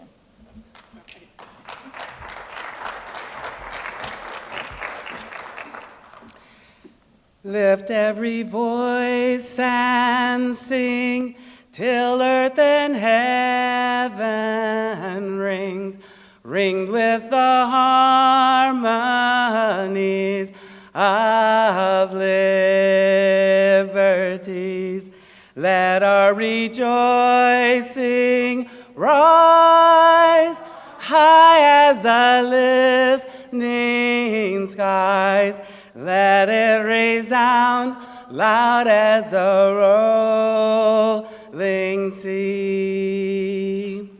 I was 16 years old when I learned of the importance of this song to my father, and I love you for standing and joining in, because whenever we hear this song, that is what we are supposed to do. Thank you. This is my father's song, and as I said before, I was 16 years old before I really learned how important this song was to his life. Lift Every Voice and Sing was written at the turn of the 20th century, probably just before that, by James Weldon Johnson, Dr. James Weldon Johnson.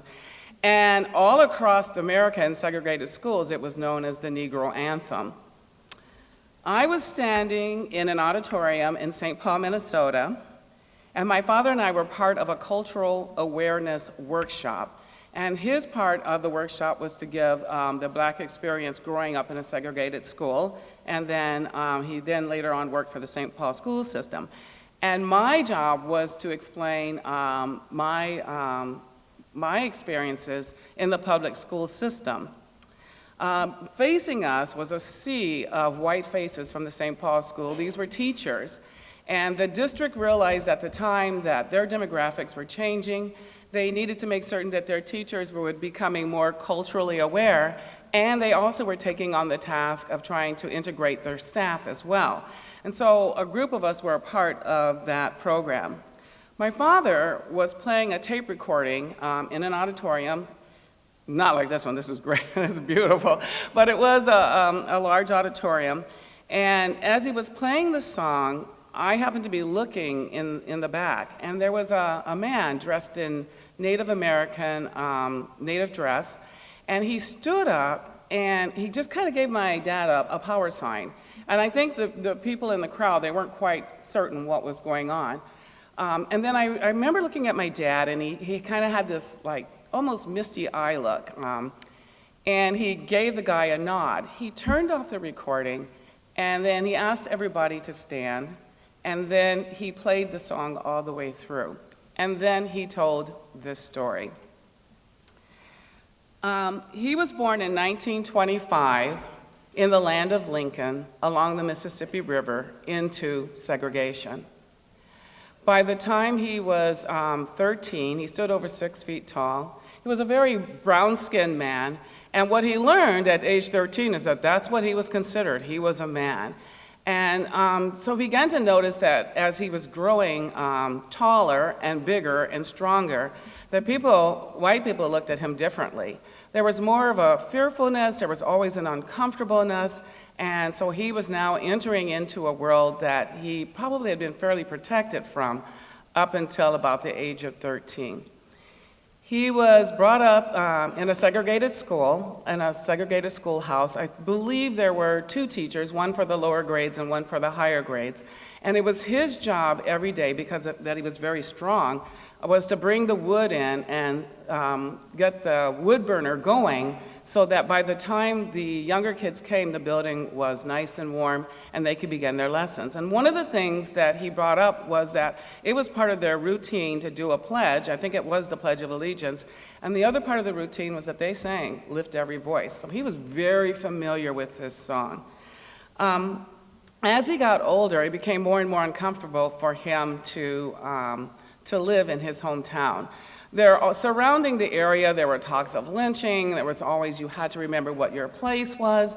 And by his size, and he could not blend in anywhere, but by his size, he felt that the authorities believed that he was a threat at any given time. The other part of him not wanting to be where he was that he didn't want to be a boy all his life. Somehow he had to figure out a way to grow into manhood, and this wasn't happening because if you were not a sharecropper, if you didn't work as a servant in a white home, you really didn't have a place in this town. And he was none of those things. And by the age of 16, it got uncomfortable enough for him that he felt like he really, really had to leave. Now, this is in Illinois, so where he ended up in was Chicago. He didn't want to go further south to like St. Louis or places like that. He just didn't want to run into the segregation and the racism, and he didn't want to end up being arrested or in prison. It just became too dangerous for him. So he decided to go to Chicago. Sing a song full of the faith that the dark past has taught us. Sing a song full of the hope that the present has brought us. Facing the rising sun of our new day begun, let us march on till victory is won. Chicago, he left his hometown in Quincy to go to Chicago at the age of 16. And it turned out that there were many unseen snares in Chicago. Once again, it wasn't that he could easily blend in. He was very tall, very muscular, very brown skin. And from the time he hit the city, he began to realize that it was a very dangerous place, maybe for slightly different reasons. Organized crime was a major part of this. You could be arrested for any reason and just disappear. Jobs were hard to find, and you imagine being 16, you have no family there, you just end up in this town because you want to make your life better. He ended up being a bouncer in several nightclubs. That was one place that he could actually get work. And he was very good at what he did. He was very smart, a very eloquent speaker, and he was in high demand, actually, even as young as he was. The issue with nightclubs is that organized crime pretty much ran most of them, and this was very dangerous. He saw a lot of things while he worked there, and he did not stay in Chicago for more than a year. And he had to think about now, as he was coming up on age 17, what options did he have? And what he ended up doing was enlisting into the military. So this is about 1943, somewhere in this time period. And at age 17, he enrolled and had to go back farther south to his home to enlist. And then he went through the boot camp, which was brutal. And he talked about some of the experiences of boot camp. There's segregated camps, and pretty much you got up, you did what you were told, and when you went to bed, you were extremely tired. A lot of marching, a lot of peeling potatoes, but it offered 3 square meals a day and a place to sleep, and it allowed him time to try to figure out what he was going to do with his life. College was not an option back then. No one ever mentioned college to him, ever. He did not expect it would happen, but it did happen. He was sent overseas. Stony the road we trod, bitter the chastening rod, felt in the day that hope unborn had died, yet with a steady beat have not our weary feet come to the place on which our fathers sighed. Once again, we have this 17-year-old black male now in the military. And he ended up overseas, as I said, Italy, later on France and Germany. But something had changed. Never in his life had he felt so free as when he was in Italy and France. They didn't look at him as being black, or they didn't look at black as being something to be feared or something to be less than. He was a hero. He was an American citizen who was coming to fight a battle that was raging and had the threat of taking over the world. He was a hero, and they treated him like that. He was young. They treated him for the young man that he was. He felt for the first time that he was loved, that people weren't afraid of him. He was somewhat adopted by a Italian family, and I remembered that the wife was just a wonderful cook, and whenever they could, they would invite him and he would go. And the wife's name was Carmen, and that is how I got my name, Karma. Later on, in France, also where he was, it was the same thing. He was just liberated. No one really, in fact, it was a great thing with his brother. He did stick out. People did like him. They would approach him and they would want to know about him and hear his story. And they realized how young he was, and they just kind of took him under their wings. And he felt so free. And I used to call him, as the French do, Chéri, Chéri, everybody is Chéri, so that's how I got the middle name Chéri. He did eventually go into battle. And I do remember, I think most of the segregation and most of the racism that he experienced for the most part in Europe were our own troops. That was a very hard part. I think for the most part they were pretty much kept separate, but there were certain encounters that would happen, names that would be called. But I think for the most part he looked at that experience as being very favorable because he could stand as a man. He wasn't being judged by his color. He felt love, he felt warmth, he felt people that were interested in him. Eventually in battle he was wounded, and he ended up somewhere between France and Germany. He was wounded. He ended up in a hospital in Germany, and then from Germany he was sent to England, and then England he was sent back to the United States. When he came home, there was no hero's welcome. Very little had changed, and I think there was a lot of disappointment. And quite frankly, when he did try to go back to his home, he pretty much wasn't welcome. One thing worse they could think of was a black man who was armed and trained and learned how to use a gun. This was not good. He ended up in Cleveland, and I think he was at the hospital in Cleveland, the military hospital in Cleveland. And later on, and he settled, married and settled, and started raising a family and got whatever work that he could. And then he was able to go to school using the GI Bill. This is a little later. And he ended up at Wilberforce.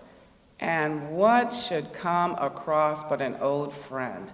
And that old friend was Lift Every Voice and Sing. They had it in their celebrations, in their football games, and everywhere. He was reintroduced to this song that he had learned when he was a little boy in elementary school or whatever they called it back then. But that song he has carried with him for most of his life. So he graduated, I believe it was a degree in history, something he never dreamed coming up, that he would go to college and graduate. And then he went and got his master's in social work, University of Iowa. And his whole life has been driven by a song that gave him pride and hope. And if we could just stand, I'm just going to sing the last part of this. But what I do want to say,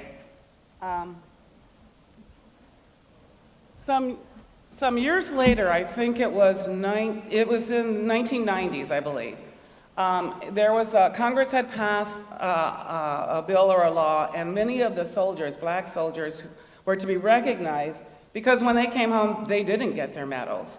He didn't get his Purple Heart. He just came home to a place that was very bitter and angry toward him. But later on, he was able to send off, and he was able to get his medals.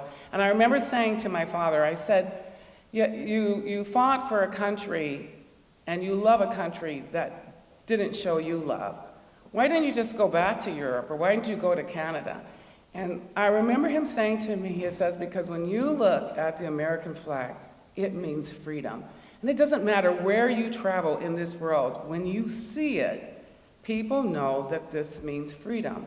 And so this will always be my country, my home for that. So my father, whose name is Harold Pearl, was born in the land of Lincoln along the Mississippi River. He lived through the civil rights. He fought in World War II. And eventually his country recognized him. He never got the chance to see our first black president of the United States because he passed away in 2007. But I think he would have looked back on his life and said all the things that he had gone through, it was worth it to get this far.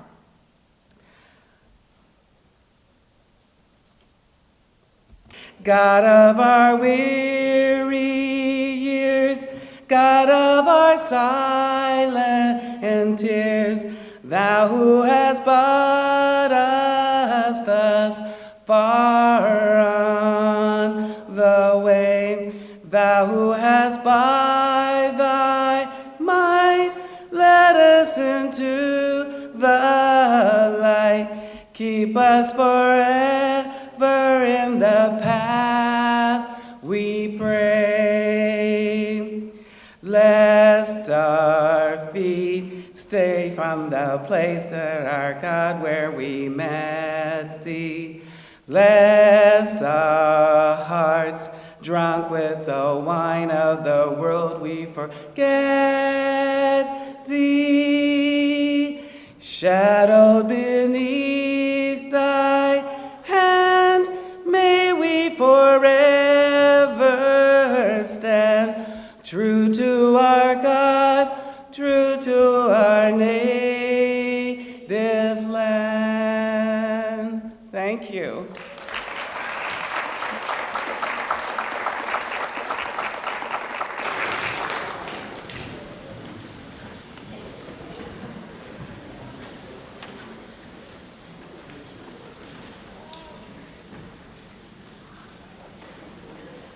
Thank you for that touching story. Next, we'll have Hayward Fennell.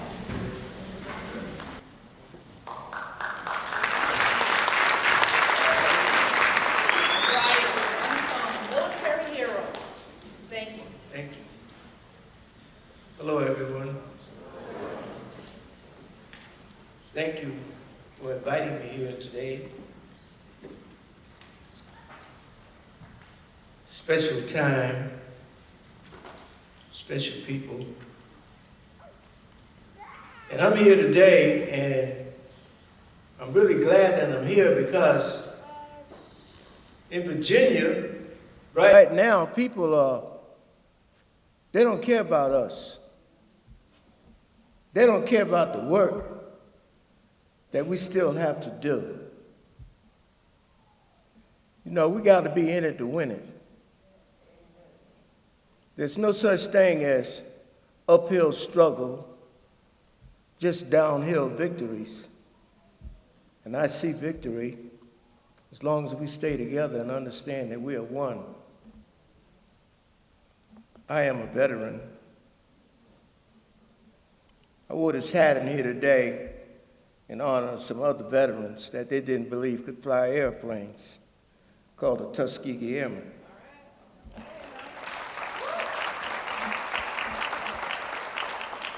I am a veteran, non-combat, but sometimes I thought I was in combat when I had to fight because I was in a place that I wasn't welcome, and that was in the United States Army. When I was stationed over there in Okinawa, they told me to go downstairs and register for my gun, my weapon, because they might have to send me in country, which was Vietnam. But they didn't send me. I have not always claimed my pride in being a veteran, but I do today. Because veterans are an overlooked and underused community resource. We have been there. We know what Dr. King is talking about.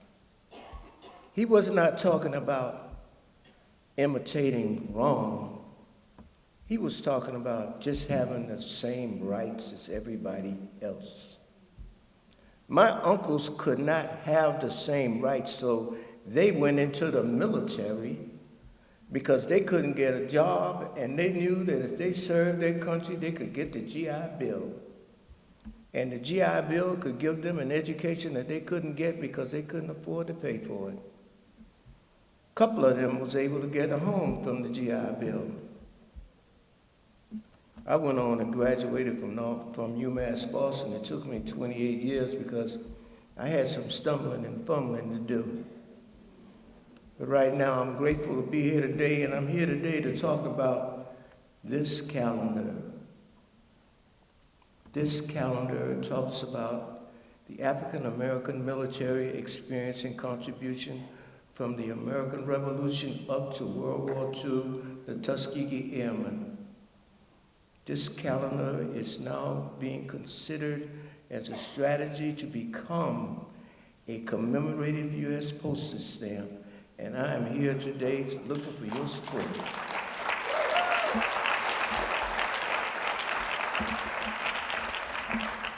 And before I go any further in this short conversation, I want to thank my good friend, Mr. Joseph Feaster, and I want to thank my other good friend, Mr. Michael Curry, and I want to thank these organizers for having the sensitivity to invite me here today to speak after that lady that just spoke. Please give her another hand for her daddy.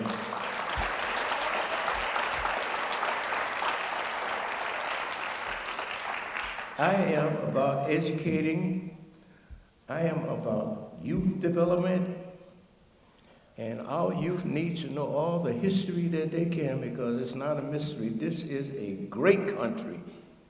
Make no mistake about it. It's not perfect. There's no place like America. You can say what you want to say. But I'm here today among friends and strangers that I will become friends with. I'm just grateful to be here today. I hope that you will support our calendar project, our strategy to make these stamps that these young people that I met and talked to and told them about the importance of African American military experience and contribution because it is a part of our being free today. They fought for a freedom not yet ours. And we want the world to know that we are, as I said earlier, in it to win it. Thank you very much.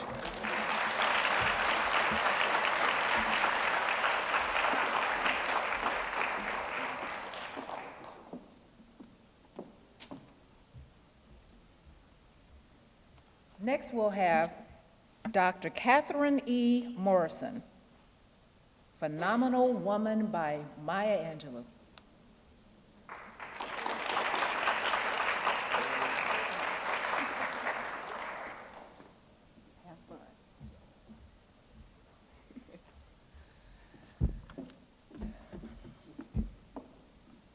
How am I supposed to follow Mr. Haywood like that?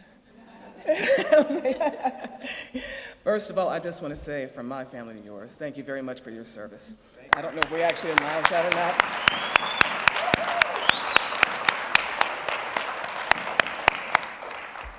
I come from a military family, Marines. Don't hold it against me. And they would be happy to meet you at some point in time. I am here today to offer some words from the great Maya Angelou, but first, and I'll be brief, I swear. I grew up in Cleveland, Ohio, in a rough part of Cleveland, Ohio. A lot of community violence, a lot of bad things happen. It was the words of Dr. King that helped to get me through, and in addition, it was the words of Dr. Maya Angelou that got me through as well. And for that, I will always cherish my ancestors like that. Yeah, no. And it took some struggling. What did you say earlier? Some bumps in the road and things like that? Yeah, exactly. But part of the reason why I'm here today is I'm representing not only their voices, but the voices of young women that also struggled as well. And I am proud to say that I am Dr. Catherine Morrison. That was not easy at all. Thank you. When you come from an environment that tells you that you cannot be something and then go ahead and do it and say, boy, bye. It's a good thing. It's a good thing. So, one of my favorite poems by Maya Angelou is Phenomenal Woman. And it helped me not only as a person of color, but a woman of color as well. And she had this to say, I still love it to this day. Pretty women wonder where my secret lies. I'm not cute or built to suit a fashion model size. But when I start to tell them, they think I'm telling lies. I say, it's the reach of my arms, the span of my hips, the stride of my step, and the curl of my lips. I'm a woman, phenomenal woman. That's me. I ain't done. I can walk into a room just as cool as you please. And to a man, the fellow stands, or they either fall down to their knees. Then they swarm around me, a hive of honeybees. I say it's the fire of my eyes, and the flash of my teeth, the swing in my waist, and the joy in my feet. I'm a woman, phenomenally. Phenomenal woman, that's me. Still ain't done. Men themselves have wondered what they see in me. They try so much, but they can't touch my inner mystery. When I try to show them, they say they still can't see. I say it's the arch of my back, the sun of my smile, the ride of my breasts, the grace of my style. I'm a woman, phenomenally. Phenomenal woman, that's me. Now you understand just why my head is never bowed. I don't have to shout or jump about or even have to talk real loud. When you see me passing, it ought to make you proud.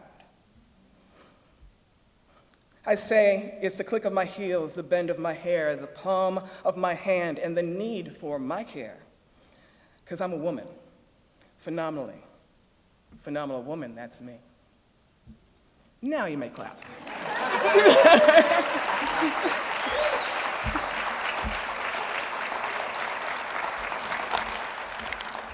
One of the biggest, and I think it's fitting to say this today, one of the biggest lines that Maya Angelou ever wrote for me was that I am the dream and the hope of a slave. And I'm standing right here. Thank you so much.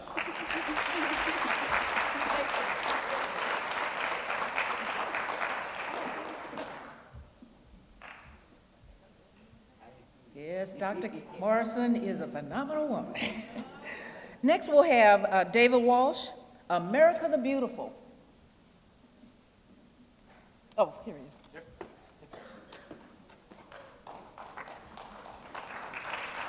Thank you. Thank you.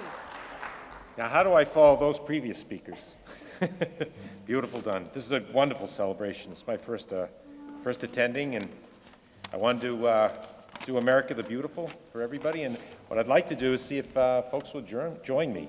Hopefully, I'll stay on key and I don't throw everybody off.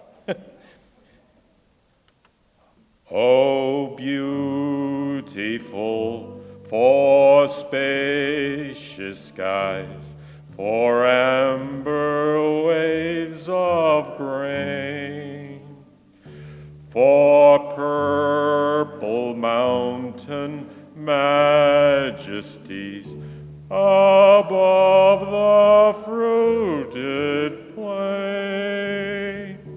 America, America, God shed his grace on thee, and crown thy good with brotherhood from sea to shining sea. Want to do third verse? Oh, beautiful for patriot dream that sees beyond the years. Thine alabaster cities gleam, undimmed by human tears. America, America, God mend thine every flaw. Confirm thy soul in self-control, thy liberty in law. Thank you very much. Thanks, Steve.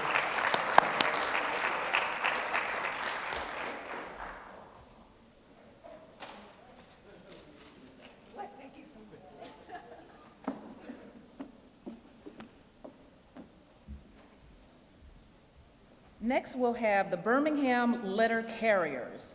Letters from Birmingham Jail. Can you please join me on the stage? Thank you. Those performers. Is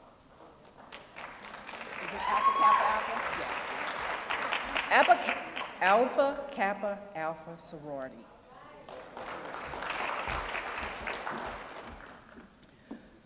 August 1963, letter from Birmingham Jail by Dr. Martin Luther King Jr. From the Birmingham jail, where he was imprisoned as a participant in nonviolent demonstrations against segregation, Dr. Martin Luther King Jr. wrote in longhand the letter which follows. It was his response to a public statement of concern and caution issued by 8 white religious leaders of the South.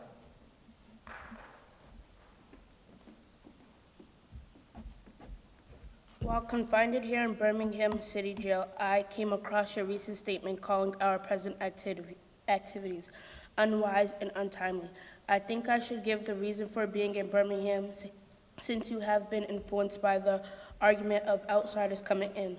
I have the honor of serving as president of the Southern Christian Leadership Conference, an organization operating in every southern state with headquarters in Atlanta, Georgia. So I am here along several members of my staff because we were invited here. I am here because I have basic organizational ties here. Beyond this, I am in Birmingham because injustice is here. I can't sit idly by in Atlanta and not be concerned about what happens in Birmingham. Anyone who lives inside the United States can never be considered an outsider. Injustice anywhere is a threat to justice everywhere.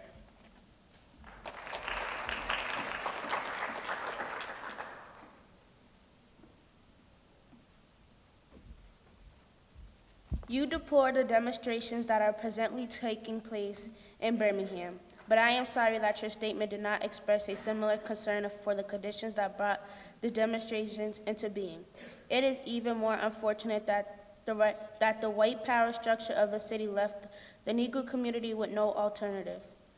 In any nonviolent campaign, there are 4 basic steps: collection of facts to determine whether injustices are alive, negotiation, self-purification, and direct action. We have gone through all of these steps in Birmingham. Birmingham is probably the most thoroughly segregated city in the United States. Its ugly record of police brutality is known in every section of this country. Its unjust treatment of Negroes in the courts is a notorious reality. There have been more unsolved bombings of Negro homes and churches in Birmingham than in any other city in the nation. These are the hard, brutal, and unbelievable facts. On the basis of them, Negro leaders sought to negotiate with the city fathers, but the political leaders consistently refused to engage in good faith negotiation.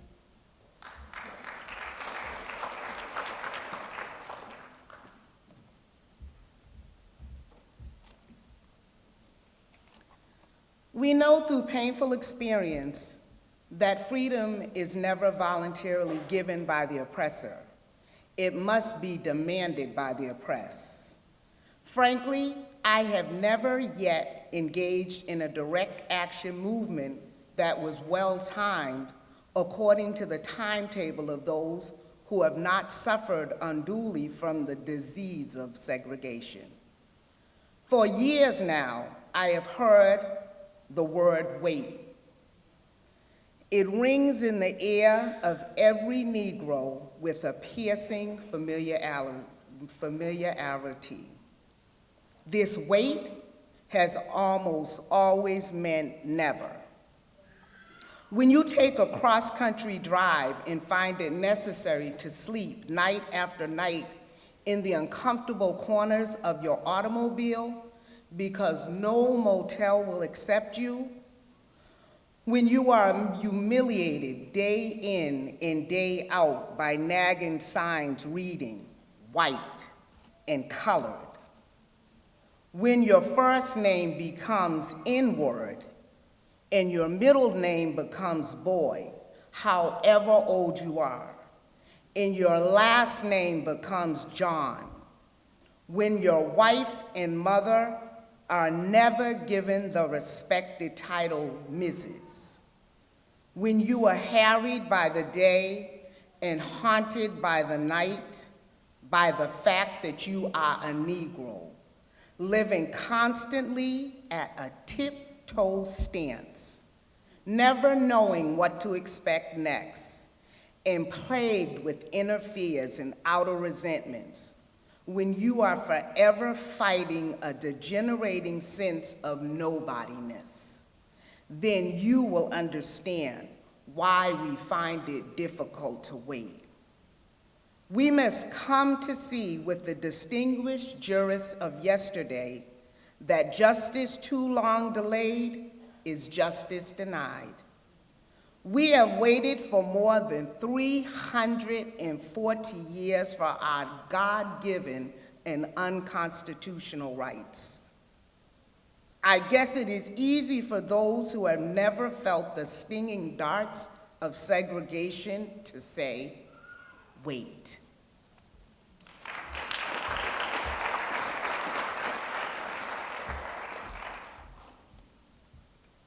I must close now, but before closing, I'm impelled to mention one other point in your statement that troubled me profoundly.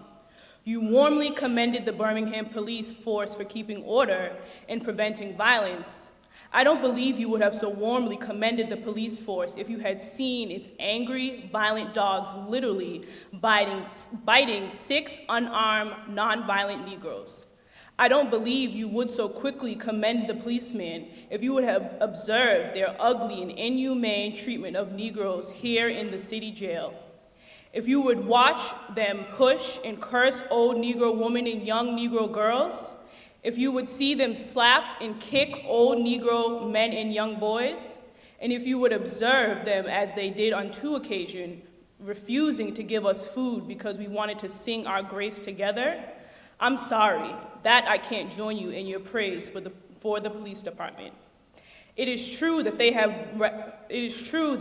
have been rather disciplined in their public handling of the demonstrators. In this sense, they have been publicly nonviolent. But for what purpose? To preserve the evil system of segregation. And as T.S. Eliot has said, the last temptation is the greatest treason to do the right deed for the wrong reason.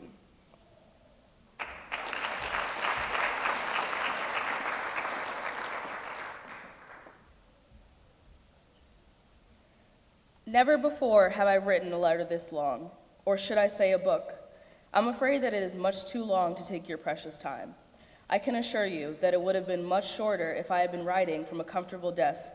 But what else is there to do when you're alone for days in the dull monotony of a narrow jail cell, other than write long letters, think strange thoughts, and pray long prayers?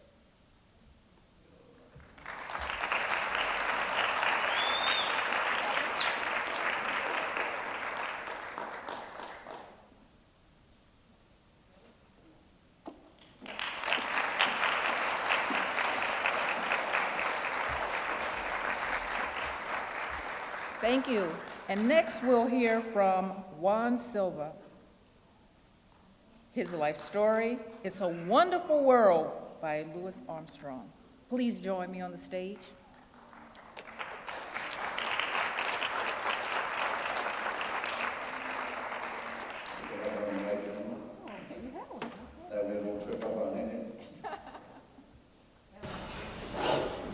Many of you probably wondering who I am. The guy who comes up in a candy apple, red scooter, almost looks like your automobiles, but they're not. My name is Juan Silva. I'm a graduate from Stoughton High from 1981. I come from a family of 12. I have 6 brothers, 5 sisters.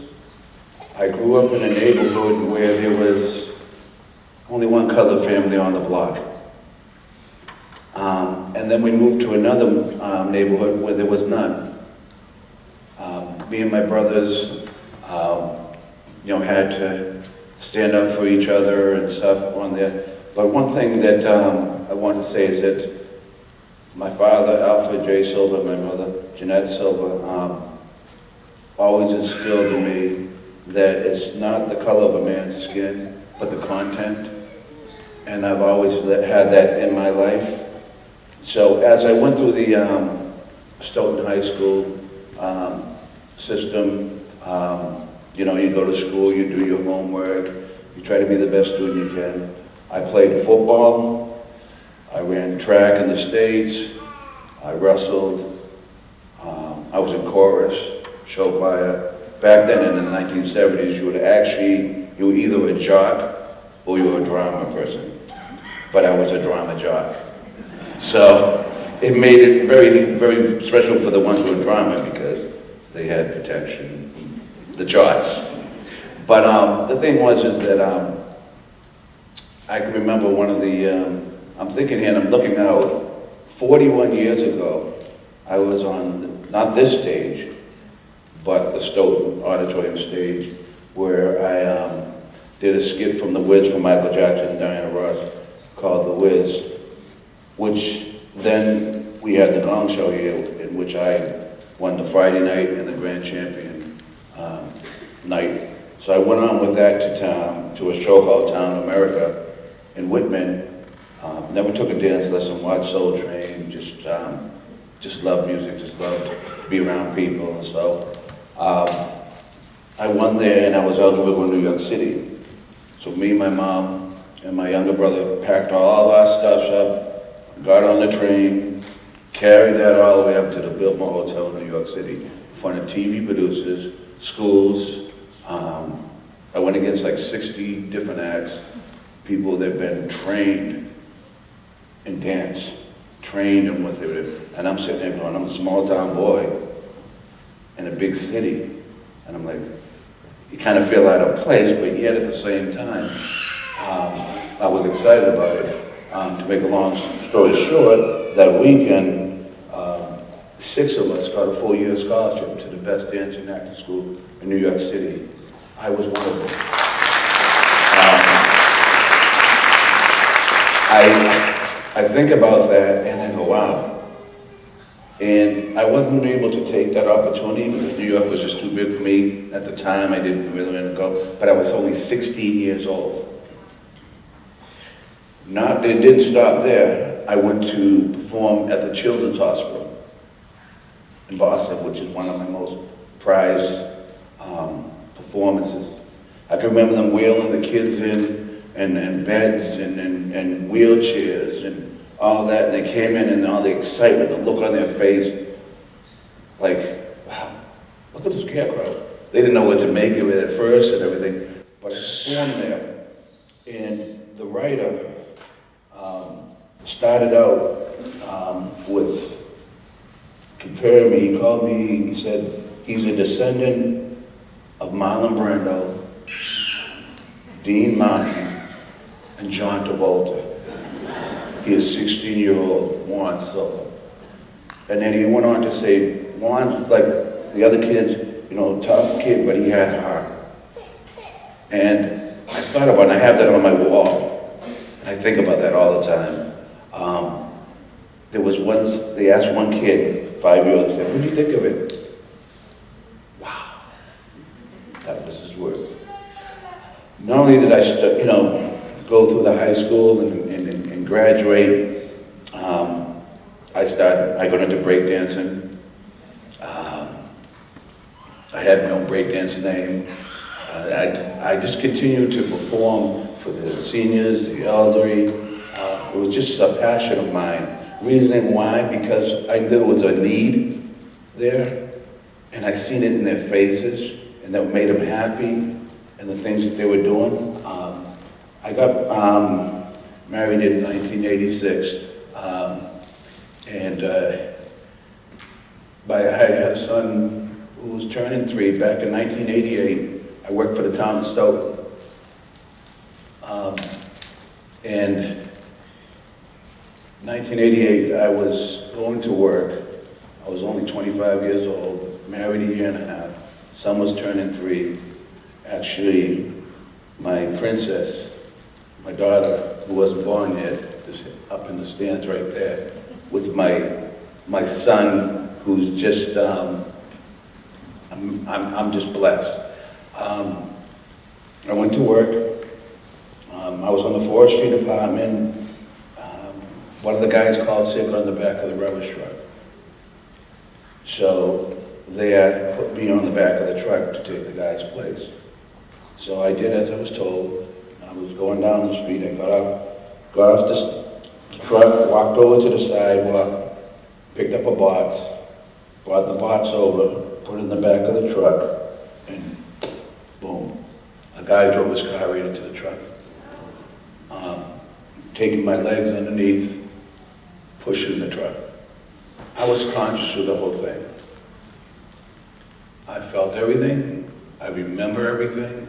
I remember laying on the ground. I remember the blood. I remember the people driving by, and this one kid looking out of the truck window just looking at me. And they sent 2 ambulances, one for him, because he thought he hit a telephone pole. He didn't clean his windshield and iced up. And they sent one for me. They literally had to thank God it was 2 below, slow down the bleeding.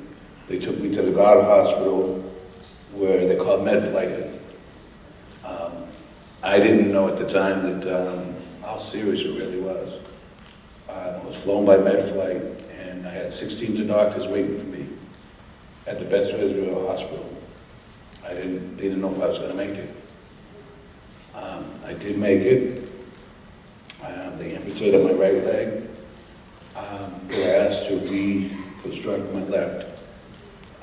Literally reconstructed. And I could remember them coming in and doing that. And I could remember at nights and days I would hear the ambulance day and night, where it came to a point where I didn't want to live.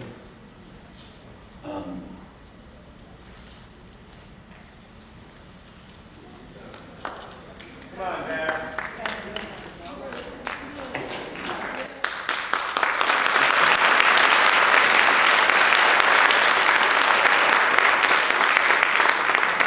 It was a point in my life that I asked God to just take me home. And then I could just hear this voice, don't you want to see your daughter, Bob? And it's because of that voice of knowing that I get to see my daughter born that pushed me even harder. I was in the hospital for a month and a half at Beth Israel, 2 months at Braintree Rehab. I came home, not the same way that I left. I went through many trials and testing. Things were really, really tough at points, but I kept pushing. I knew that the kids needed me. My friends, people that love me, that want to see the best for me. Thing was just with them, I have three kids. 2 of them are doctors, and one's going to be an orthodontist.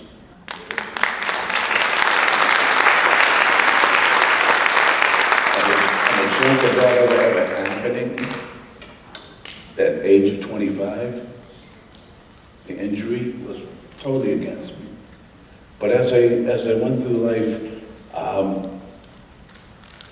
I've learned so much from my kids. As a parent, sometimes you can look at your kids and say, well, you need to do what I tell you to do or what you need to do, instead of understanding them and letting them be in the part of your life that helps you. And they really have been a joy for me. Pleasure. I'm actually a grandpappy as well.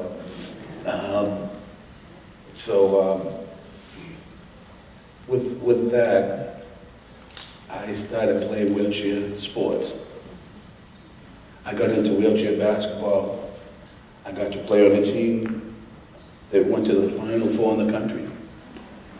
First Northeast team to win the Division II since 1970. I got a chance to play wheelchair softball in the Nationals, where we won the Division II championships multiple times, getting all-tournament third baseman, the major leagues, all-tournament first baseman, and getting to play in the World Series, even getting to play against Japan. Life didn't stop for me there. I got into the martial arts, and I worked very hard in the martial arts. From then, I kept my thing about, one thing I wanted to bring about for the military is a lot of the guys that I played sports with were veterans and some were non-veterans, but I can remember this one guy, he was a Marine, and he came back home and he was learning to play softball. He was only 18 or 20 years old. And I asked him what happened. And he told me, he says, well, his platoon was driving along and then hit a roadside IED. All his platoon, everyone got killed except for him. A piece of shrapnel went right underneath his vest and paralyzed him. He came home, his wife left him, his wife took the kids. And I sat there and I'm like, I just shook my head, you know, but because of me being able to do those sports and do that, I was able to reach out to other people, reach out and understand what they're going through, even when I didn't know what exactly they were going through. I actually went to a place called People with Disability. It's a nonprofit organization called Camp Jabberwocky. And my girlfriend has been going for 45 years, and she's right over there, Faith, and the chair over there, she's the one that's taught me a lot about myself as well, because these kids had Down syndrome, autism, CP, but it wasn't their disability that amazed me.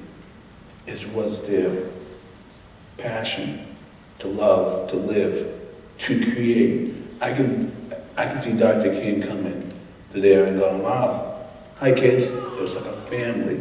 It didn't matter what color you were. It didn't matter what background you came from. It didn't matter who you were. All that matters is that you were there at the same, doing the same for everyone else. I'm going to sing a song that's always been very dear and close to me.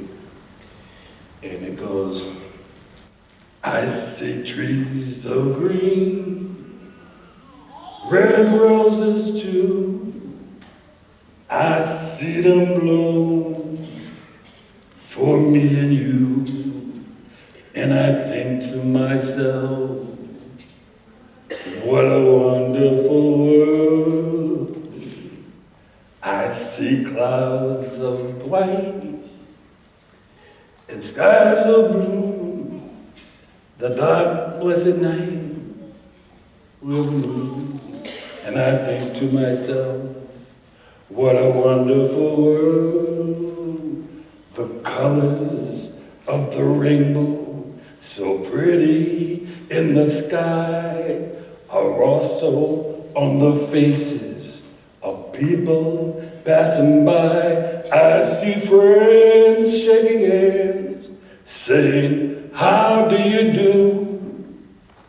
They're really saying, I love you.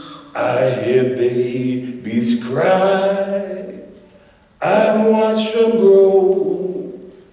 I've learned much more than I'll ever know. And I think to myself, what a wonderful world. Yeah, I think to myself, what a wonderful world.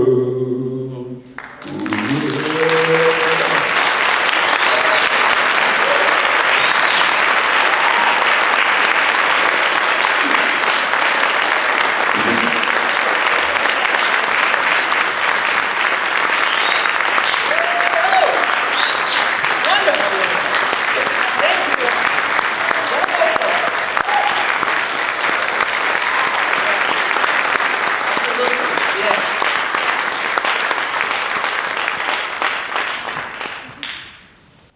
Our closing act is the exclusive Step Squad. Are they ready? Yeah, please join us on stage. Thank you.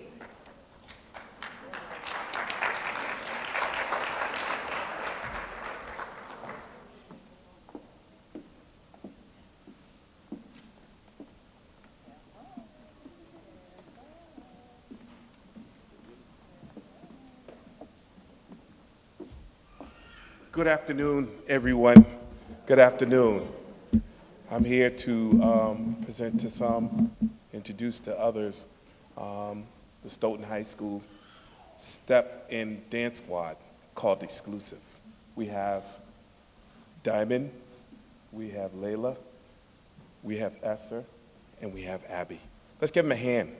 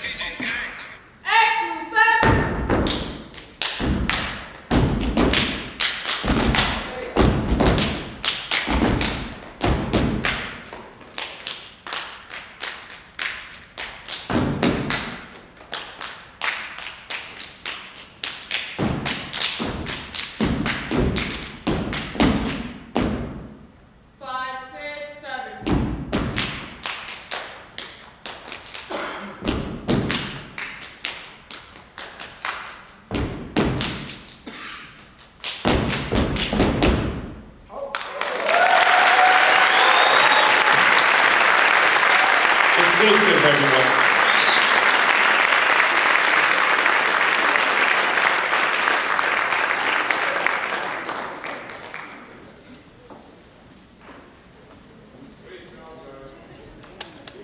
And that concludes this part of the program. I want to thank everyone for attending. I hope you enjoyed it. I also want to acknowledge Chief McNamara, who helped lead the parade, and thank you for keeping us safe. I want to thank the Fire Chief, Laura C., for helping with the parade procession, and thank you for keeping us safe. I see a couple of Board of Selectmen in the room. Thank you for your leadership, and I want to, the Planning Committee for the Stoughton Diversity and Inclusion and Executive Board, please show your hands if you're nearby. Let everyone know you did a phenomenal job. School committee too. Oh, Frank is in the back. Frank, he was, Frank Mendoza, he was the film and all the slides and all the, he's kind of behind the scenes, but thank you so much.